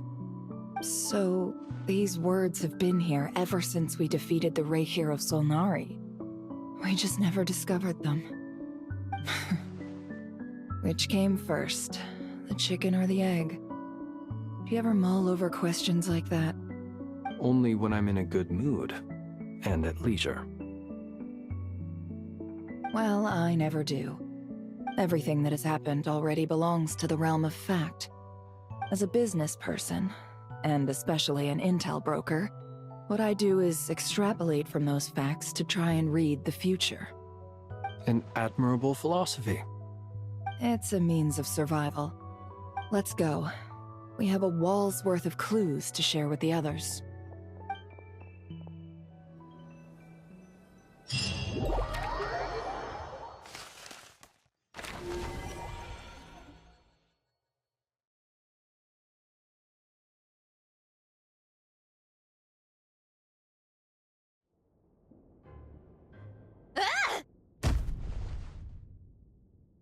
It appears that the doctor's energy signature has changed to something similar to Kuvaki, but not like the Kuvaki we're used to.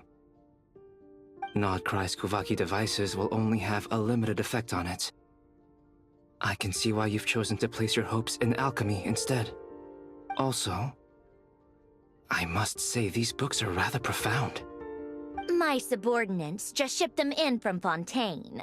Some of them are from the Narcissenkreuz Ordo. Some are incident reports from Petrichor, and then there's a few test reports for these junk machines. Additionally, after some further scanning, I've discovered something extremely annoying. What's that? Teyvat's skies contain multiple moons. A long time ago, when I did my first scan, I detected 3, just as the legends say. But when I checked again just now, I detected 4 moons. So there's one extra? Yeah. Originally, I thought that if I could still find 3 moons, that would at least mean Columbina's still alive. But then it occurred to me that apart from the frost moon, Teyvat's moons are just husks. And husks surely shouldn't show up in the scan, since they're not alive. It's weird, isn't it? If we can't even distinguish between a dead and a living moon, how are we supposed to know whether a moon goddess is still alive? Or does this mean that the moon marrows are equivalent to the moons themselves? It's certainly possible. In which case, the 4th moon you detected may be Dottoro's artificial creation. So he wasn't bluffing. He really built his own moon marrow. Ugh! I'm so mad right now! It's easy to get overwhelmed when you have too much on your plate. Maybe you need to relax. Perhaps try going for a walk, or simply take a few deep breaths. Nothing can calm me down at a time like this. I need more time, and I need progress.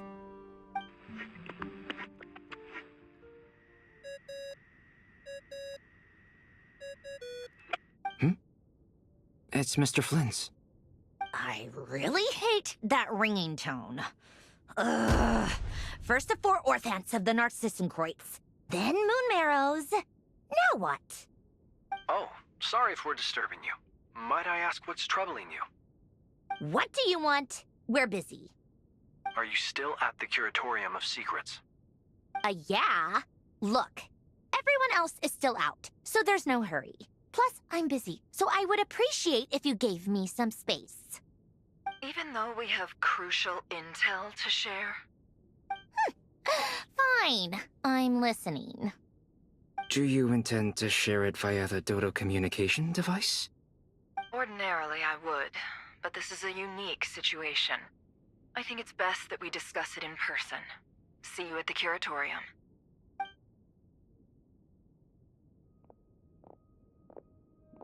All right, then. So, what's the situation? The rest of the team is still out working on their missions and evacuations, but we've decided to fill you in on the most crucial information first. Sandrone, you were right. Columbina is most likely still alive.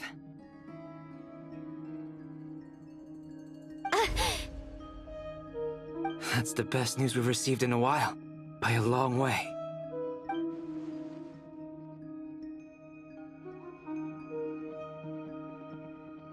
Random locations. Appearing in reverse order? Are you serious? So not dying isn't enough for the Moon Goddess, huh? She has to show off, too. Anyway, does this mean we can deduce her condition from the Moon Marrows? Miss Androne, there's nothing wrong with simply admitting that you're happy to hear the good news. I'm not. And she's the least of our problems. We're facing a huge crisis. If she can't control the flow of time in there, she's just gonna keep moving backwards. Different points in time won't intersect, and she'll never find a way out. Let's say life begins with a drop of water. When did time begin? The moment this planet came into being? No, that's not right. Her final destination would be the moment at which the space she is in was created.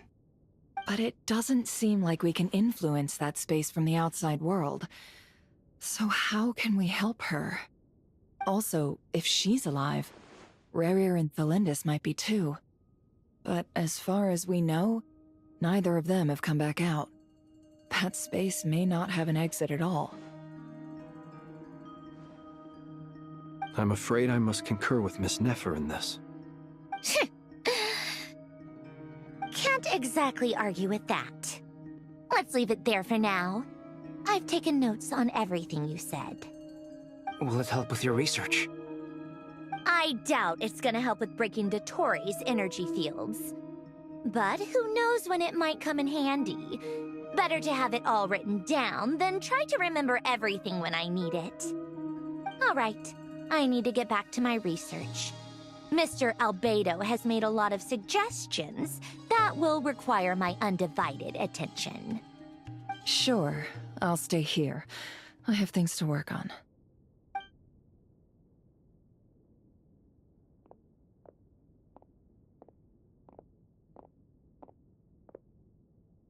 Paimon, are you there?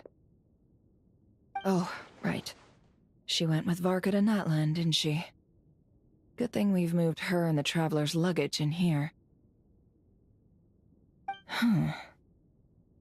Speaking of the Traveler, where could they be? There's a note from Paimon. Paimon here. Not in at the moment, but if anyone needs to borrow her stuff or the Travelers, go ahead and help yourself. Paimon won't be mad. Also, Traveler, if you get back before Paimon, make sure to get some rest. Paimon misses you a lot, but put your health first, all right? How sweet. Well, since you offered, Paimon, don't mind if I do. This is the Traveler and Paimon's luggage. All the items they use day to day are here. It's well organized. I wonder which of them is responsible for that. What do we have here?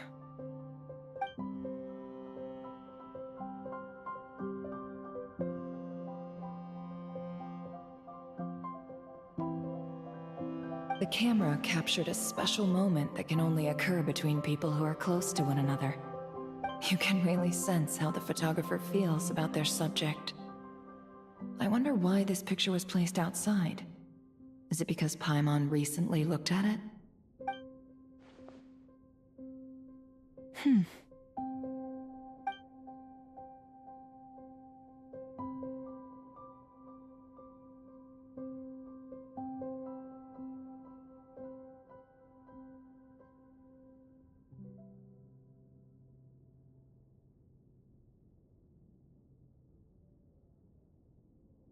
This must belong to the Traveler. Perfect. I'll use this. Hang in there. We'll find you.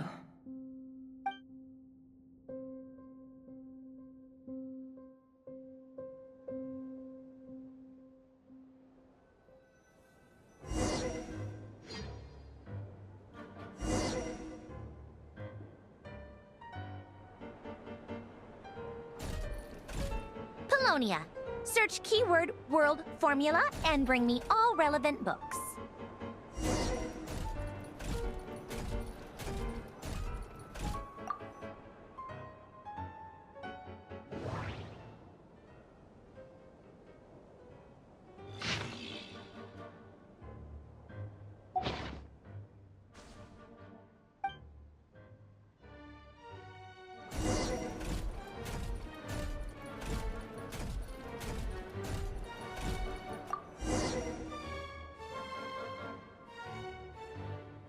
Let's see.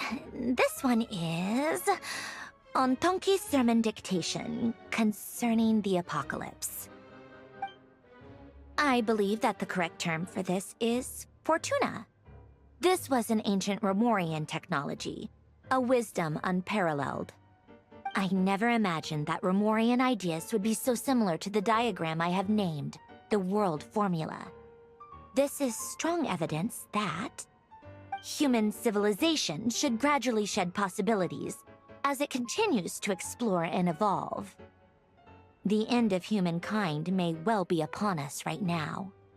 The sparks of civilization shall run out, unless we consider introducing variables from outside the system. Variables? Surely that can only mean one thing. Descenders? Dottore likely captured the Traveler because of her descender status. But the Three Moons' authority comes from the world itself. Why would Dottore need anything beyond that? Where does this variable factor in? The world formula calculates the fate of an entire world. Introducing a variable would therefore give us...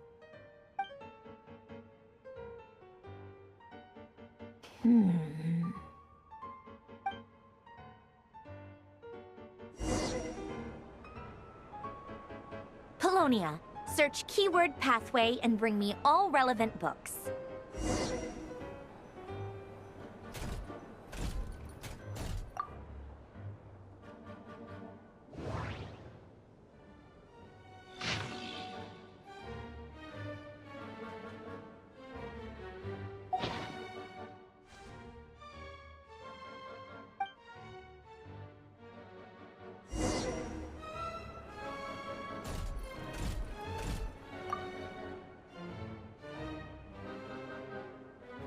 Otonki Sermon Dictation.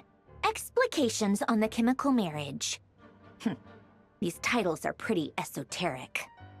Observe and compute the pathway displayed in the guidance diagram. Deconstructing and reversing its effects could generate potential ideas. So, it's one of Renee's draft lectures. Deconstructing the pathway. I suppose that could lead to a breakthrough.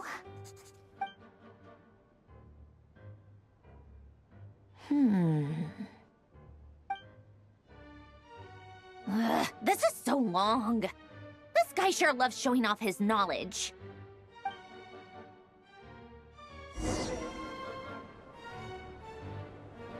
Polonia. Search keyword tree model and bring me all relevant books.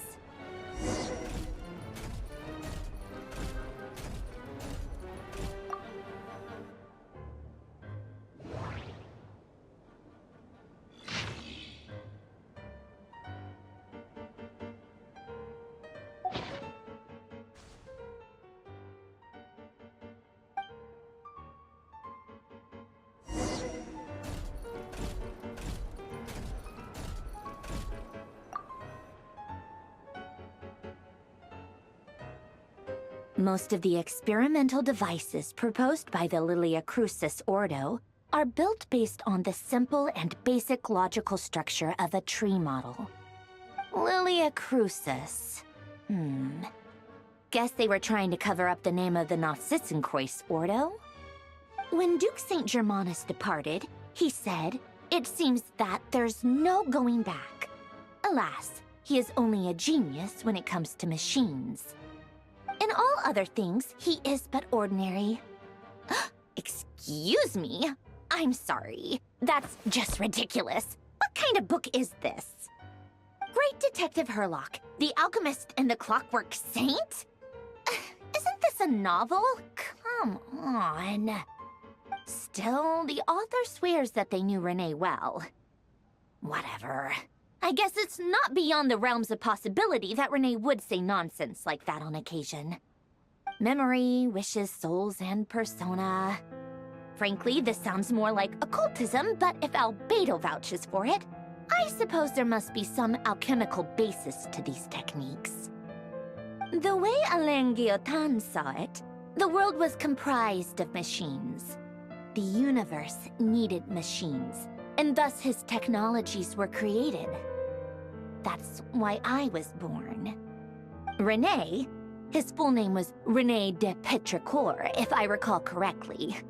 Sounds like he and the town must be intricately connected. That place was also the source of most of our information regarding Remurian civilization. Seems like some of his projects were based on their technology. The cutting of souls and storing them in vessels.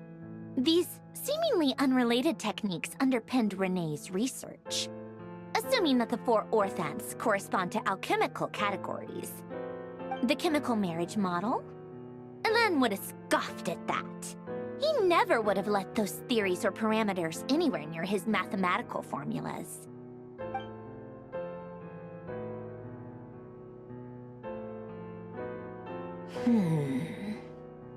What was Alain's view on René? I know he mentioned the name, albeit very rarely. Oh, now I remember. Alain's old notes are here too. They mentioned René once. René seemed most out of sorts when he spoke to me. A lack of sweet foods has dulled his mind, I should think. Either way, his words are not to be believed. Yep, that sounds like Alain. My subordinates actually did a half-decent job digging out all these materials. Makes a change. Good for them. Some of Alain's old files are completely consistent with these records. He must have gotten them from the Tower of Gestalt. I never knew he got his hands on René's records that early. He may have kept them, but he never even attempted to use them. Didn't believe a word they said. Come to think of it, René's world formula was filled with calculations of constants. That shows he believed that the fate of the world to be predetermined. As for Alain... it's been too long. I forget what he said. What would he have said? A guy like him, fervent believer in machines, but not headstrong enough. The world can be changed. It is worth persevering. Yes, that's how he used to think at least. He created that procedure to save this world. Yet the scale of the world's fate proved too enormous.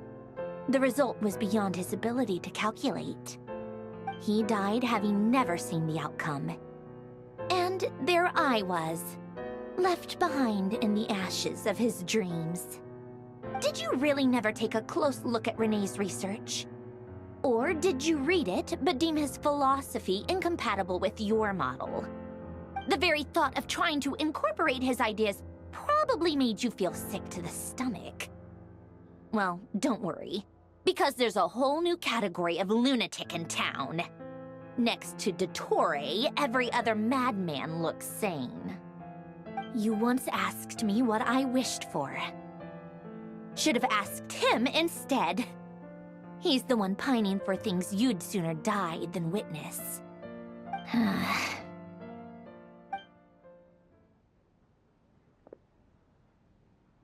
Even the tiniest variable can make big waves in the present. Now then, Allow me to put these incompatible fragments together in your stead.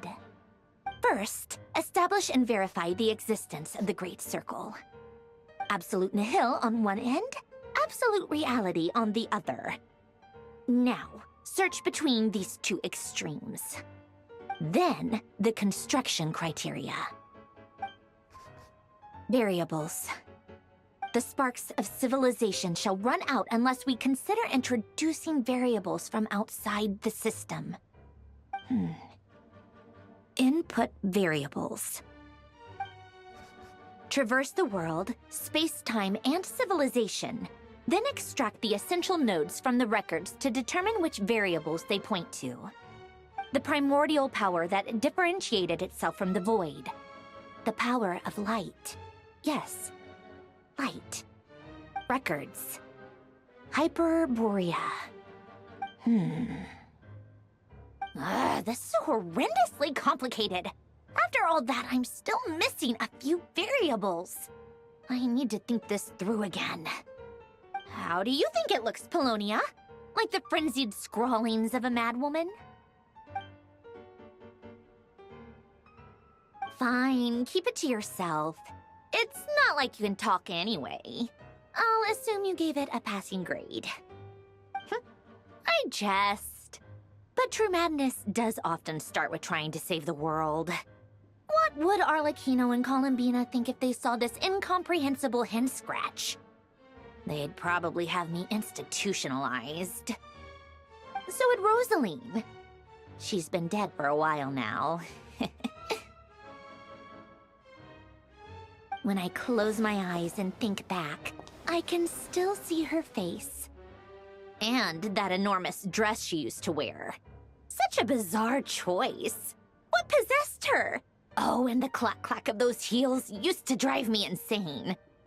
No one's asking me, obviously, but I hope you all know that I never wanted to save the world. I'm not crazy. I don't have delusional ambitions, and that's a clinical fact. The world needs a solution, but I don't need the world's validation. It's the world begging me for answers, not the other way around.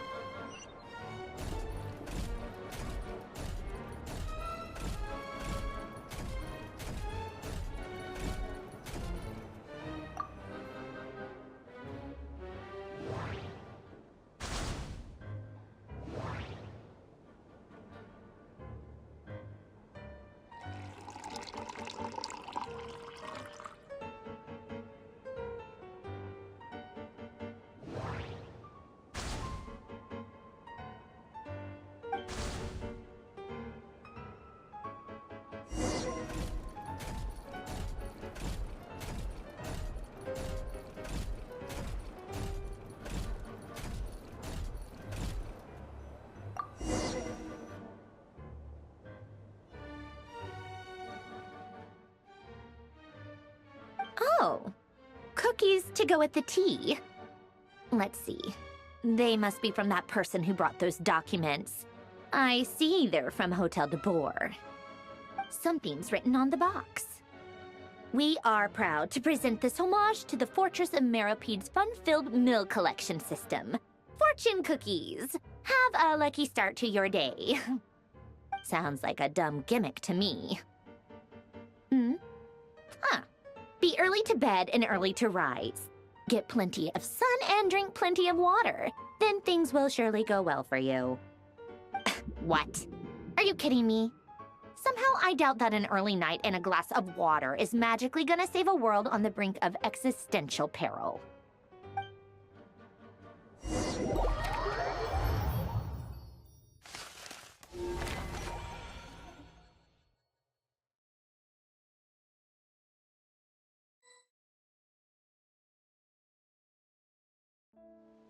Lady Arlecchino, word has reached us that Lady Marionette's troops are all in position. They are ready to act as soon as the order is given. Excellent. The only thing is, they are fewer in number than we expected. It looks like many of them must have lost their lives at the hand of the monsters released by the Doctor. Can't be helped. Allow them to join our ranks, and keep in contact. As you wish.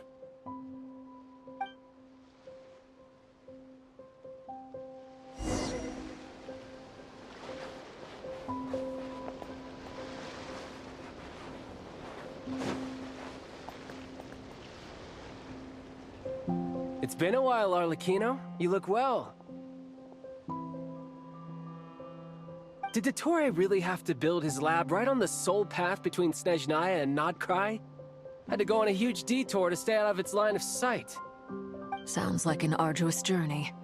I assume you've brought word from Her Majesty? Of course, all part of the job. Firstly, the Tsaritsa has authorized Fatui Internal Affairs to review Dottore's case.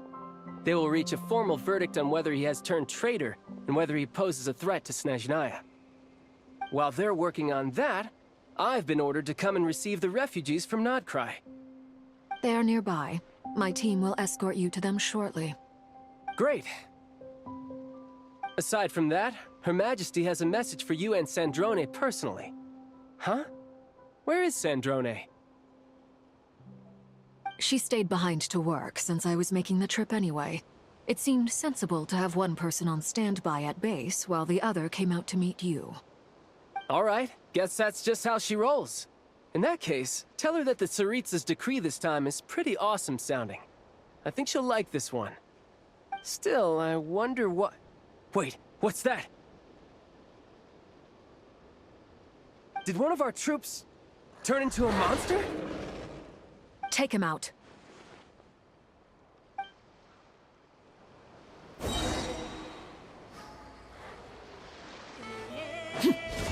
This is where you fall. You can run, but you can't hide. You're mine.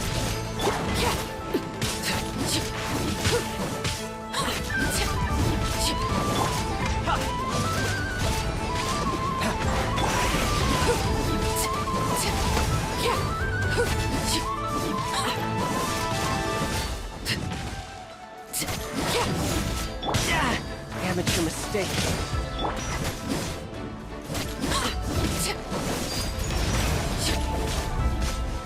You've gotten stronger, Arlecchino.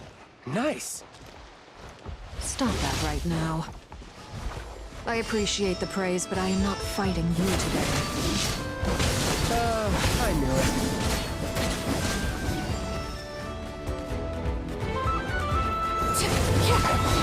Overruled.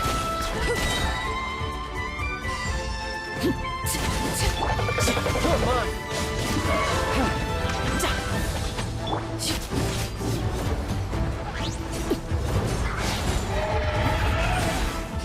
I can't believe it.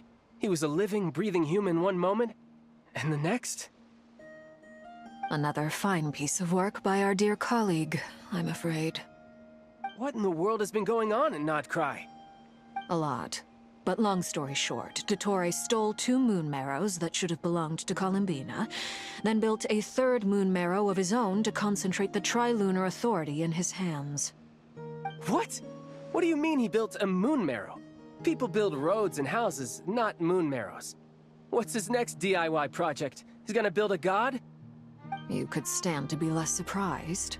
We are harbingers. The work we are engaged in makes the creation of gods seem mundane by comparison. I tell everyone who asks that you once crossed swords with Rex Lapis while serving as a key supporter for Rosalyn's plan. But right now, you're acting like a common adventurer. Thanks for speaking up for me. Those 2 really took me for a ride back then. Then again, surely no common adventurer would manage to get tangled up with them the way I did. That's gotta count in my favor, right? It almost sounds like you wish to repeat the experience. I might have to lower my opinion of you. No. I'll stop talking. Please, go on. Dottore is currently still experimenting with his newfound power in ways that continue to corrode the outside world. As for the human mutation, I believe this is simply a consequence of his experiments, and not a strategic move. That radiant beast was once a subordinate of Sandrone's. I suspect he was only allowed to live so that he could become an experimental subject. Also, those of us who fought Dottore have been afflicted with a curse. As such, I cannot leave Nodcry. This is so much worse than I thought. No wonder Her Majesty's decree is so extreme. While these exceptional circumstances persist, the Harbingers are hereby authorized to use unilateral executive powers. Should Dottore pose a threat, Arlecchino and Sandrone are permitted to eliminate him. My thanks to Her Majesty. I will pass these good tidings on to Sandrone. Her Majesty has also declared that she will refrain from launching an attack on the now evacuated Nodcry due to the presence of unretrieved research material. A wise decision. By the way, how's my old partner doing? I'm assuming they're with you? Partner? You mean the Traveler? I'm afraid I have bad news. She was captured after our failed assault on Dottore's lab. Her whereabouts are currently unknown. What? Why? Since when does Dottore have a bone to pick with her? That is indeed the question. I'm not sure he does. He must have some other goal in mind.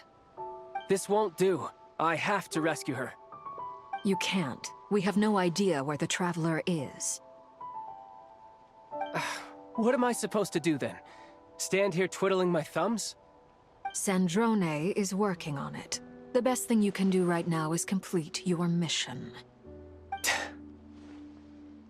Fine. I guess I'll leave this to you then.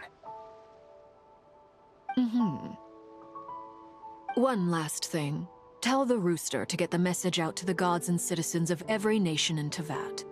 Beware. An uncontrollable pollution is spreading forth from Nodcry. The source of that pollution is a madman drunk on the success of his experiments. The Fatui and our allies will endeavor to contain the threat. However, if Nodcry falls, things are likely to escalate. Considering Dottore is one of our own, all Fatui stationed in Nodcry consider it our duty to stay and fight him to the bitter end. Whatever the cost. Hey, don't be too pessimistic. If it comes to it, I'm sure Her Majesty won't stand by and do nothing. I hope you're right.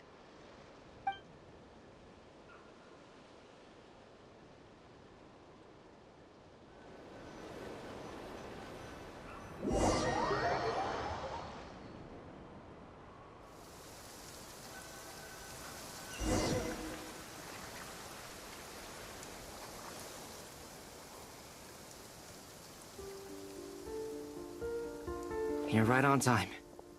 Thanks. Hey, do you think I'll get that gliding exam exemption? I made sure I was on my best behavior in Mondstadt. I landed well outside the city and walked in through the gates. I'll help you apply, don't worry. For now, let's see what we have here. What are the Doctor's energy fields even made from? The usual attract and repel principles that govern Kuvaki don't seem to apply to them. They are very mysterious. But ultimately, they appear to be comprised of energies from the three realms. Thanks to research by Master and the Hexen Circle, we know that Tevat's 7 elements are derived from the more primordial power of the Light Realm, which is antagonistic with the power of the Void Realm. Since you have the power of the Dragon Durin within you, I'm sure you can already tell that this energy field contains no abyssal energy. That's true. It's not abyssal energy. It's something pure, wild, and untamed. I've been thinking about something. Do you still remember the device that Dory supplied from the Academia when you and Miss Columbina fought Rarier? That was one of the most marvelous feats of ingenuity I've ever seen. The design, the craftsmanship, the material selection. I couldn't fault any of it. Not to mention the operating principles. Surely the most ingenious feature of all. Dory didn't go into detail on how it functions, but I have a working theory. The clue was that Miss Columbina was somehow able to use the pyro energy that you provided, despite the fact that, as a moon goddess, she should only be able to use Light Realm energy in principle. Now, all elemental energy is, of course, derived from Light Realm energy to begin with. Hence, I suspect that the device works by restoring elemental energy to its original state. This presumes a theoretical model of the 7 elements akin to that of light refracted through a prism. Perhaps it is no mere analogy. Maybe there is indeed a prism in this model. I almost wonder if the idea for the device was conceived based on direct observations of said prism. It would explain how such an ironclad design concept was achieved. It is at once a masterwork of engineering and a groundbreaking application of the Academia's latest elemental theories. I suspect only Lesser Lord Kusanali herself could have devised such an ambitious technology. But back to the energy field before us. If this is pure Light Realm energy, its relation to elemental energy is one of integration versus division. Or you could say that the former contains the latter. Could this mean that elemental energy can dilute the power of the Light Realm? Should we give it a try? We should.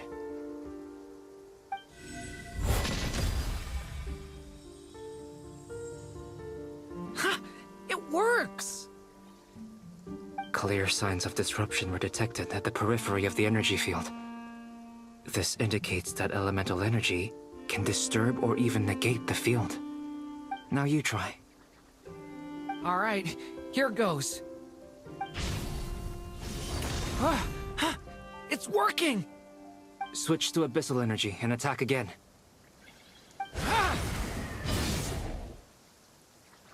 No surprises there. Abyssal power drains the energy field to a significantly greater extent.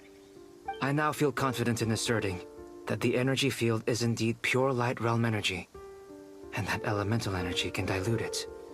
But the energy field is huge! How much elemental energy will it take to neutralize it? We don't have to neutralize it completely. We can try other approaches. That's all for theory. Would you like to continue watching? So you knew I was here? Huh? When did you get here? A while ago. But Albedo sounded like he was working on his thesis defense back there. Back in Sumeru. You can end a person's whole career by interrupting them mid-speech. Very thoughtful of you. I'm truly touched. Could I ask you to lend me a hand? With what? A little test. Try using Animo to unleash a concentrated assault with circular blades, with the goal of breaking through at a singular point. Nice! This time it tore through the field. Tremendous. This is a major breakthrough. Should we go through? We probably shouldn't risk having mutually antagonistic energies in such close proximity. Durin, you stay here and watch the entrance. Hat Guy and I will go in to investigate. Sounds sensible to me. Keep your eyes peeled, Durin. Don't worry, I got this. You two be careful in there. Just give me the signal if you need help and I'll dive right in. What do you mean, signal? It's based on a new alchemical concoction I developed last month. When 2 bottles of it are smashed on the ground together, they emit a blinding burst of light. If it comes to that, remember to shield your eyes with your hat. Glad I asked. Thanks for the heads up.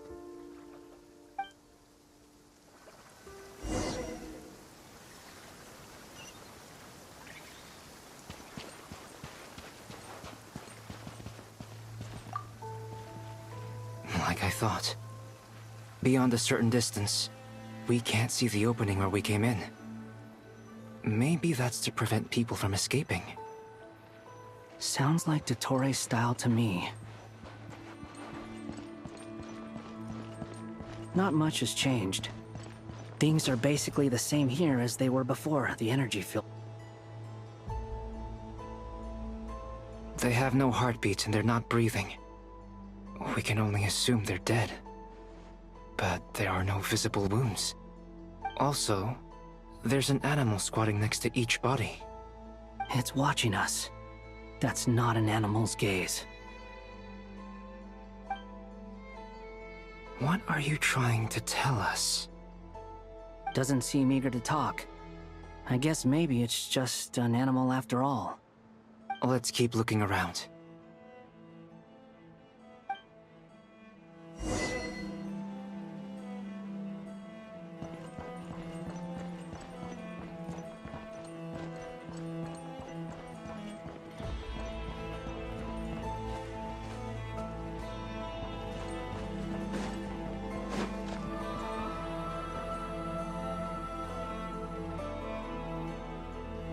same situation everywhere.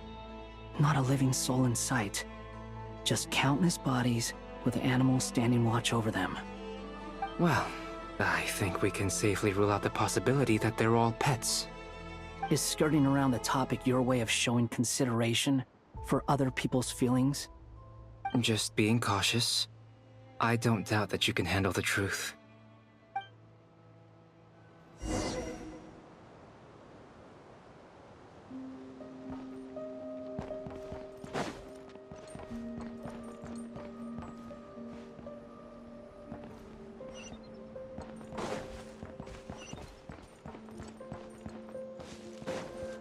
Careful. Please, help us. Please. Over there, I hear a voice.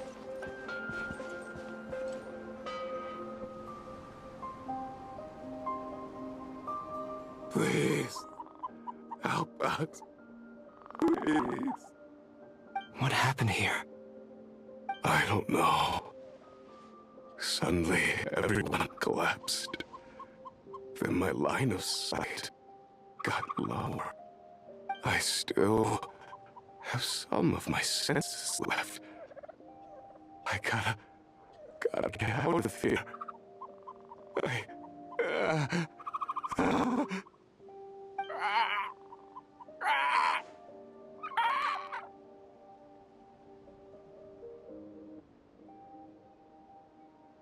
It looks like there's a huge experiment going on inside this energy field.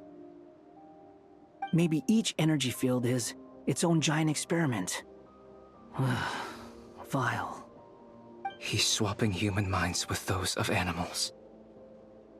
Even without the other circumstances, this would be an extremely radical experiment.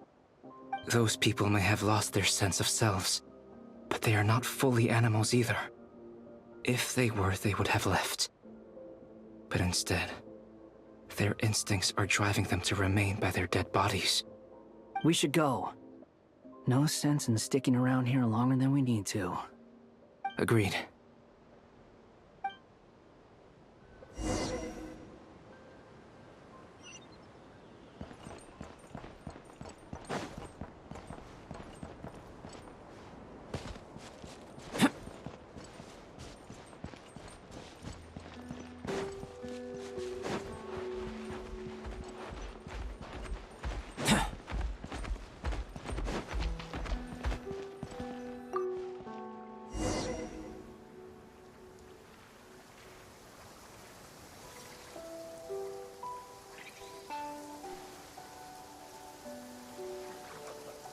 You're back! Everything okay? We saw some things that take a strong stomach. Otherwise, we're fine. We should share our findings with the others.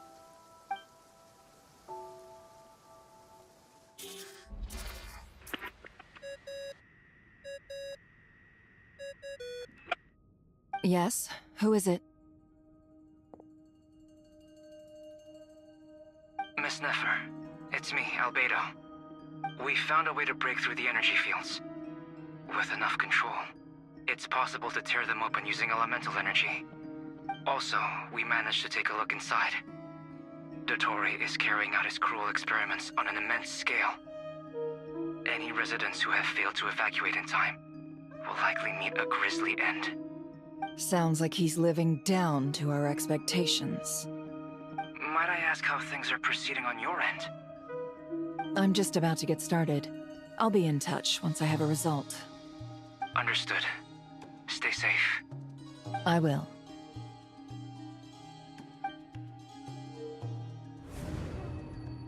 Well, Nefer, I'll link up with you once my tasks are complete.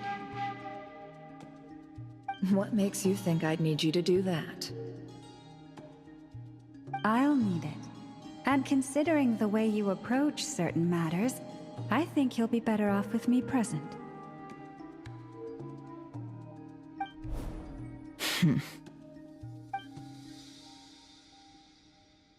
Let's begin. Entering simulation mode.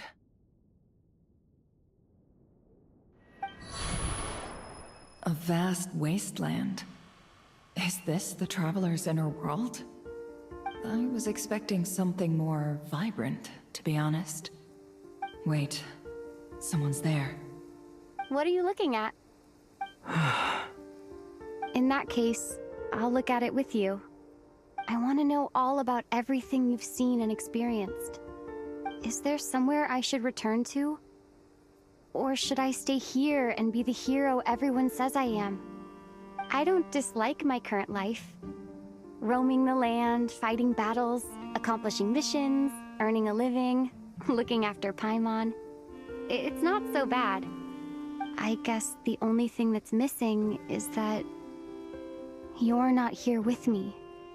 This is the conscious layer, which contains a person's true feelings. It is filled with both longing and kindness. I suppose anyone who lives long enough ends up wishing for someone who can't be there. Maybe it's the only way we can feel truly alive. Time to delve a little deeper.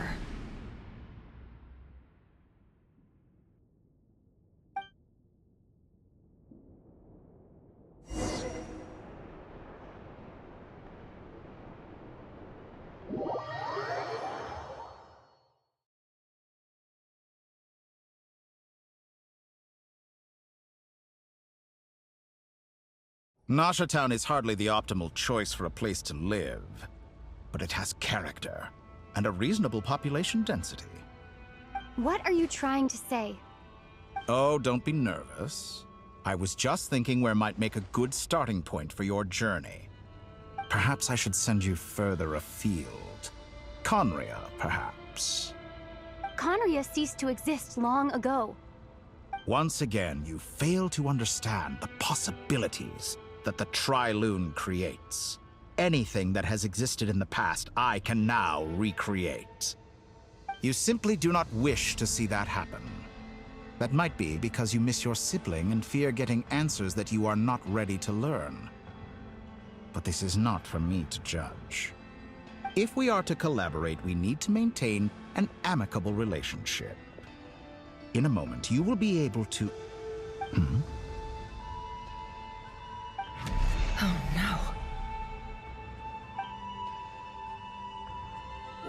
What are you...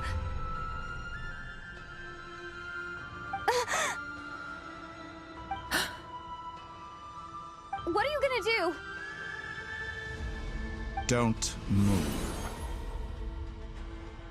Something unwanted has crept into... Oh? Gone as quickly as it came.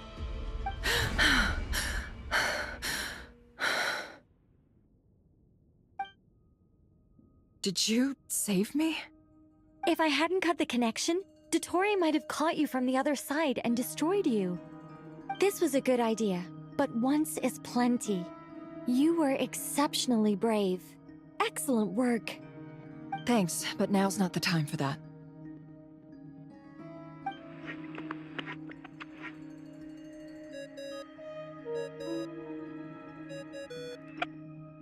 Albedo speaking. I think I know where she is. What is this endless darkness? I can't see anything, even though my eyes are wide open.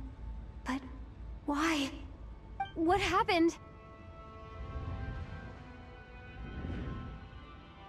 Ah, sorry about that.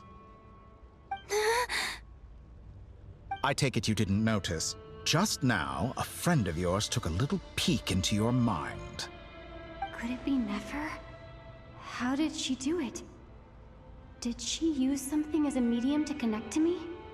Do you think she's aware of your current circumstances?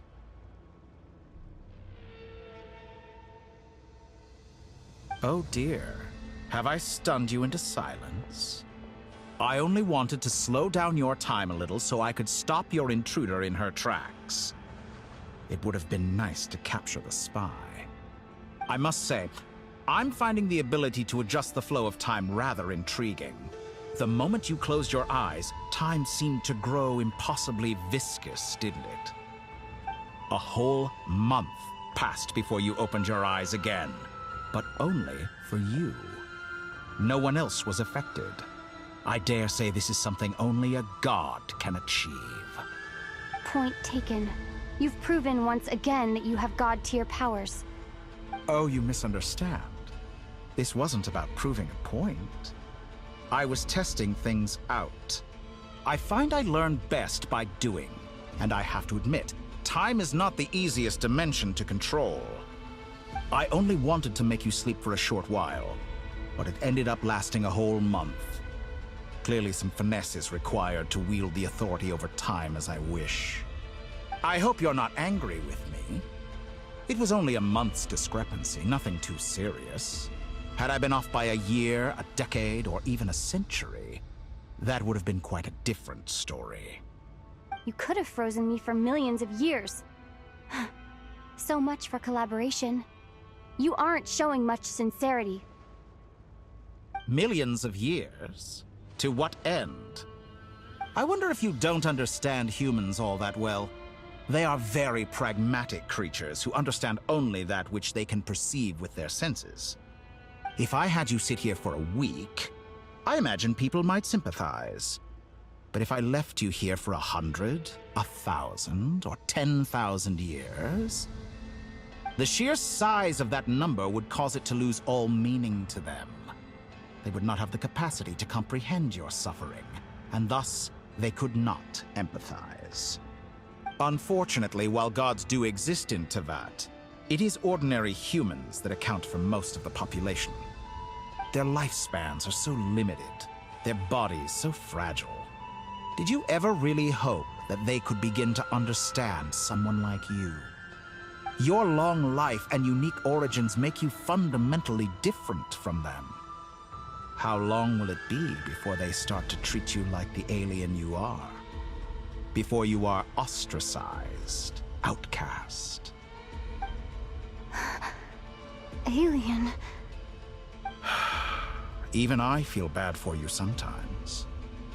This world has made you into a slave. So many times you have served its will, and not once have the powers that be ever thought to grant you the one simple thing you wish for. You have been treated most unfairly. I can change that.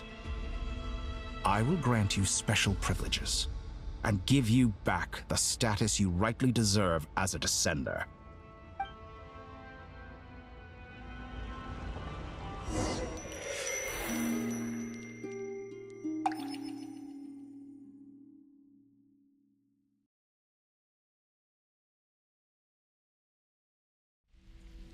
I've entered the past 3 times at this point, but I still have so many questions. For instance, beyond each point being further back in time than the last, what determines the specific locations at which I can make entry? So far, the common thread linking all 3 scenarios is that the Traveler has been present. But it's more than that. I know I sensed something familiar around her. What was it? I'll keep this question in mind as I carry on.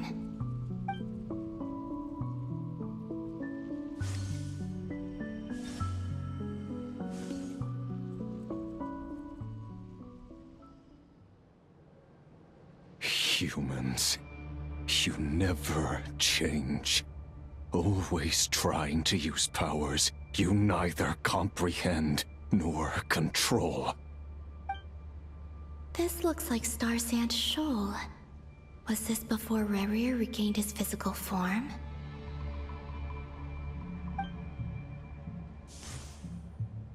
You've messed with the cannon again, huh? Sorry, but this round's not gonna go your way. The cannon. That's right. I was at Silvermoon Hall and I sensed an abnormal Kuvaki fluctuation coming from Nasha Town. And right after that, came an ominous power emanating from Star Sand Shoal. My body was once torn into countless pieces and hurled into the swirling chaos of time itself. But even so, my life and will were not extinguished. I wonder if I could try to prevent his resurrection. But how would I do it? What can I do? Here and now. Traveler! Behind you! Look at that light!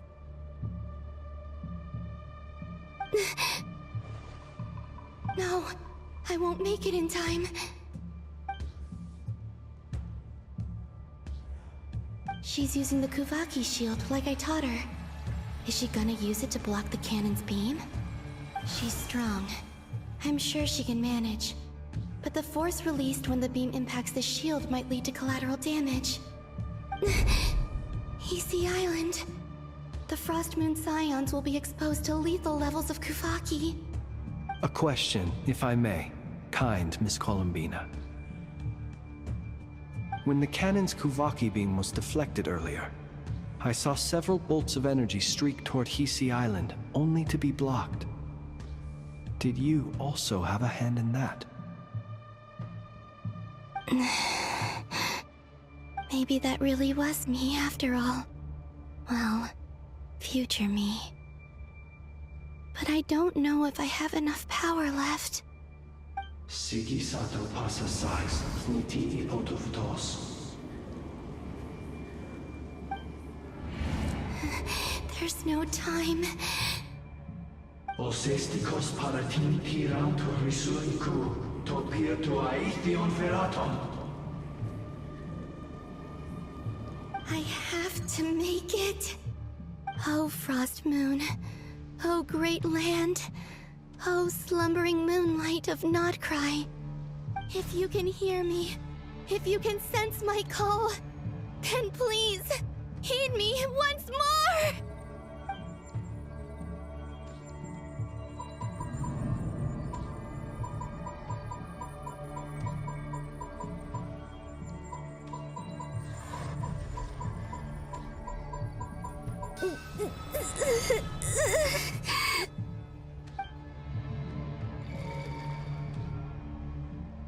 Did it work?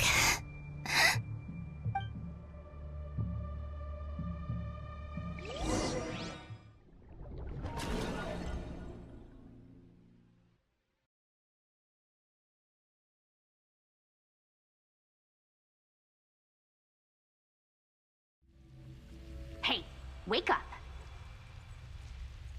Hey, did you hear me? Columbina, I said wake up now! Oh, good morning, Sandrone. It's 3 in the afternoon, actually. And could you kindly not use my quarters as your personal nap room next time? But I feel so safe here.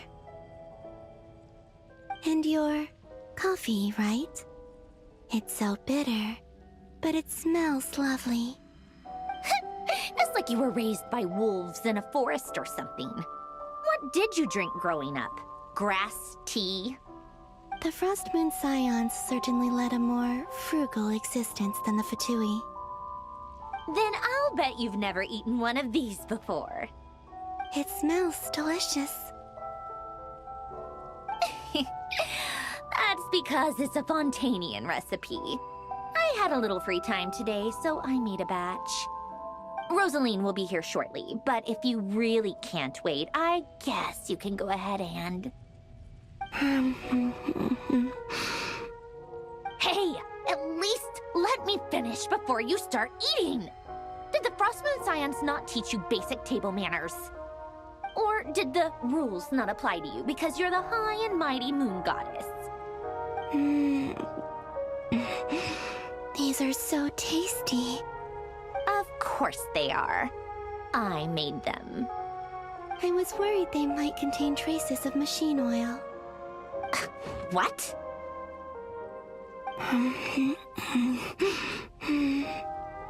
You know, there's something I've always wanted to ask you.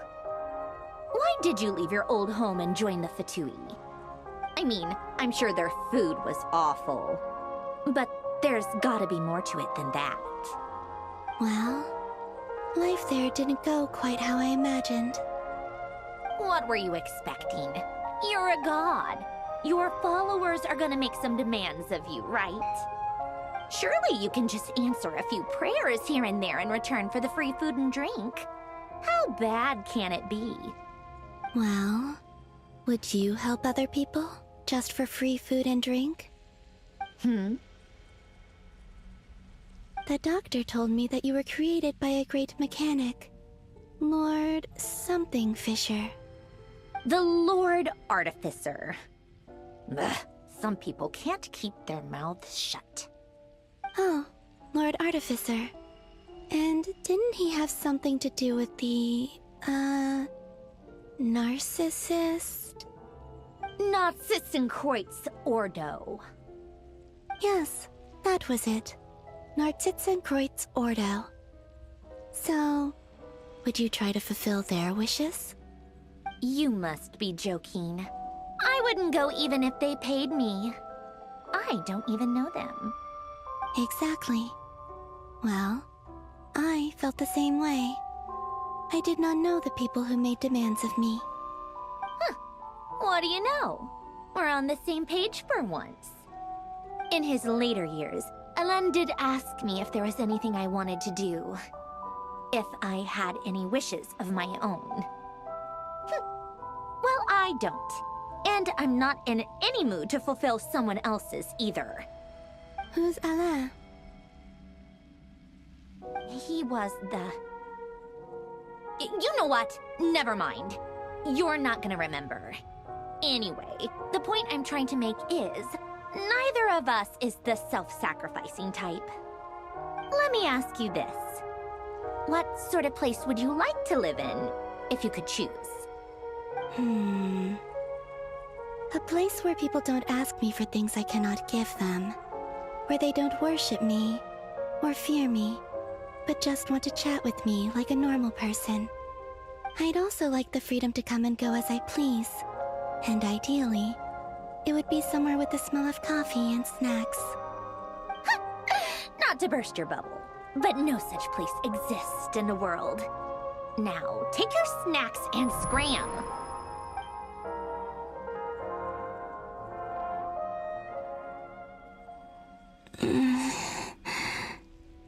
Did I pass out? Of course. I'm back here again. I dreamed of events from my past. Sandrone. Traveler. I miss you all so much. Back there. I guess I managed to harness all the Kuvaki energy on Hisi Island. But how did I do it? Time is flowing backwards here, and I can use that familiar power to enter the world of the past. That mystery ally everyone talked about. It was me all along. I can sense that there isn't much more power remaining up ahead. What lies at the end of all of this? Will time keep flowing into the past? And will I ever find my way back?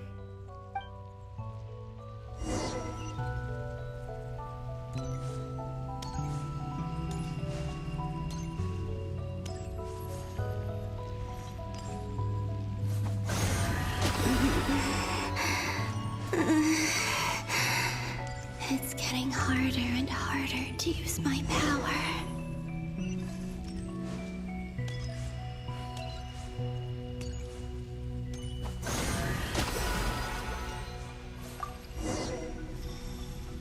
I'm no match for the Abyss in this state. I need to avoid the contaminated fragments.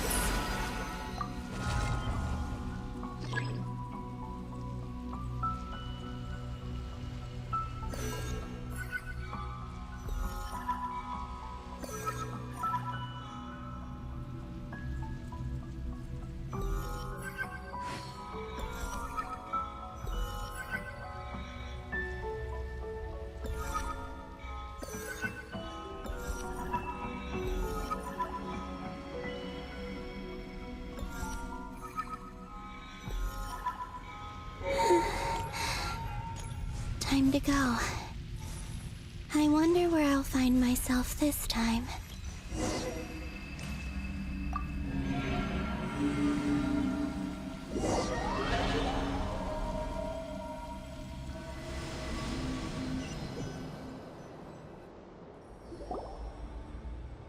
The Final Night Cemetery. This is where Flint's is based. Or not! How are we supposed to read through this many files? Difficult, yes, but it is also our most efficient option. Seems like they're searching for information. Oh, I remember. Flint and Varga talked about some files on the Wild Hunt. Was this my doing too? To expose the true intentions of this Rereer, we need to dive into Notcry's history. Are my actions changing the past? Or are they simply completing a process? Is all of this inevitable? Or am I the one making these decisions? If I choose not to help them now, will it change how things turn out? Hope we don't land on our heads then. They're my friends. I can't not help them.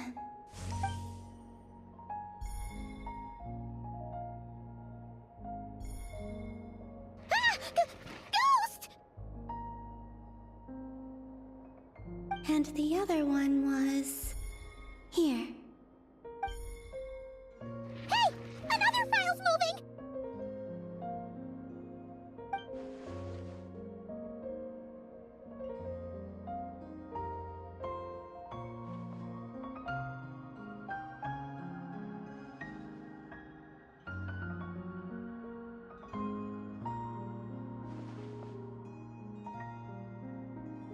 That should do it.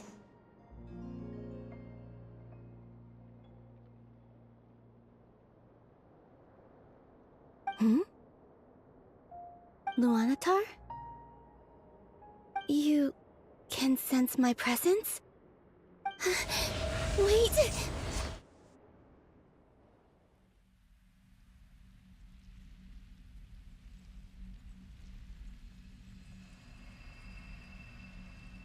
Luanatar. So she's that familiar presence I've been sensing all along. She's always been by the Traveler's side. That explains why the Traveler has been there each time I've entered the past. But why Luanatar? Is it because she has a connection to me as the Moon Goddess's familiar? If so, why not any other Kuhenki? That's...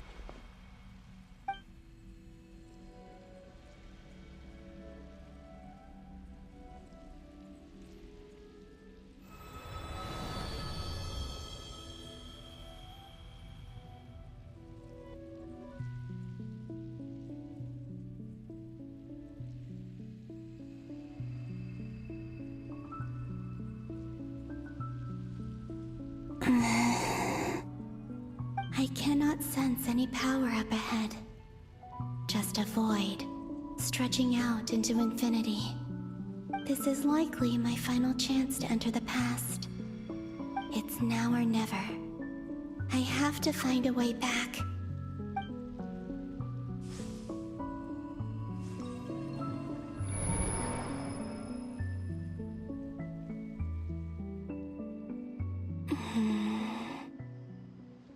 Easy Island? How far back in time is this? Where's Luanatar? I can't sense her presence this time.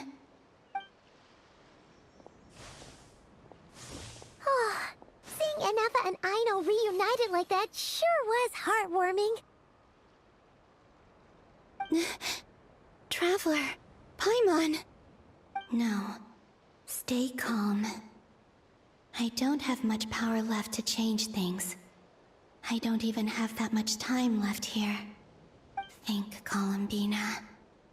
How do I find a way back? A way back...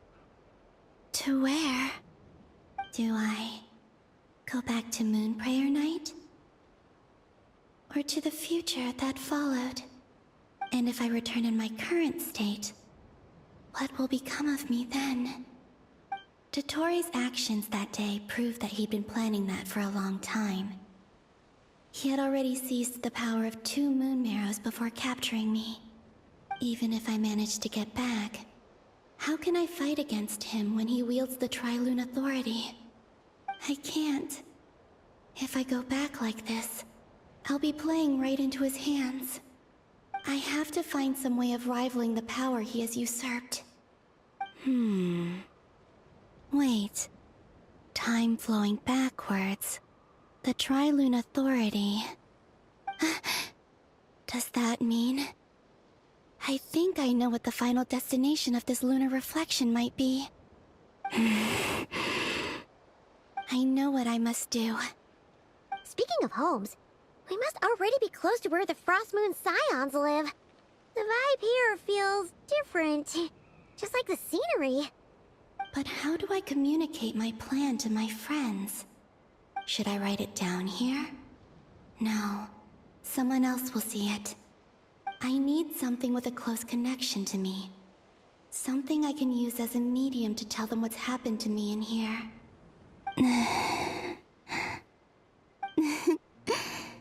Now it makes sense.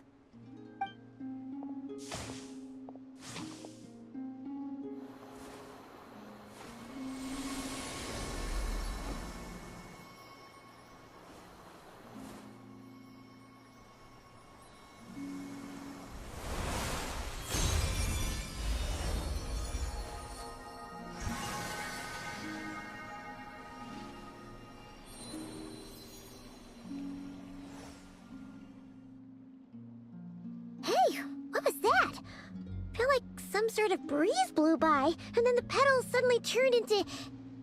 Huh? It was I who brought Luanatar into being. I gave up a piece of my own soul to create her. That's why I could sense a familiar power from the moment I entered this space. It also explains why she's been present in every past location that I've entered. Because we have a deep connection. Hey there! What's your name? And the reason why there are no more gates to the past after this point is that Luanatar hadn't been born then. No wonder I sensed the trace of a blessing when we first met. But I still didn't recognize the soul hidden within you. Back then, I was just a little lost dove. I had yet to become Columbina Hyposelenia. Go on now. We've got stuff to do. Best you find someone else to hang out with. Hey, you scared it off.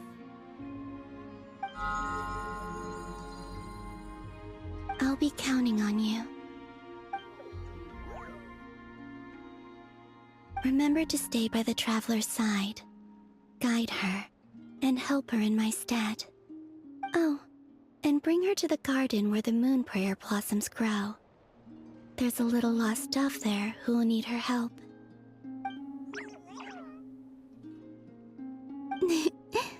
Go on.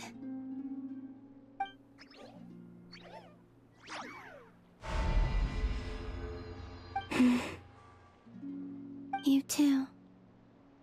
Go and live your story. As for mine must go in a different direction.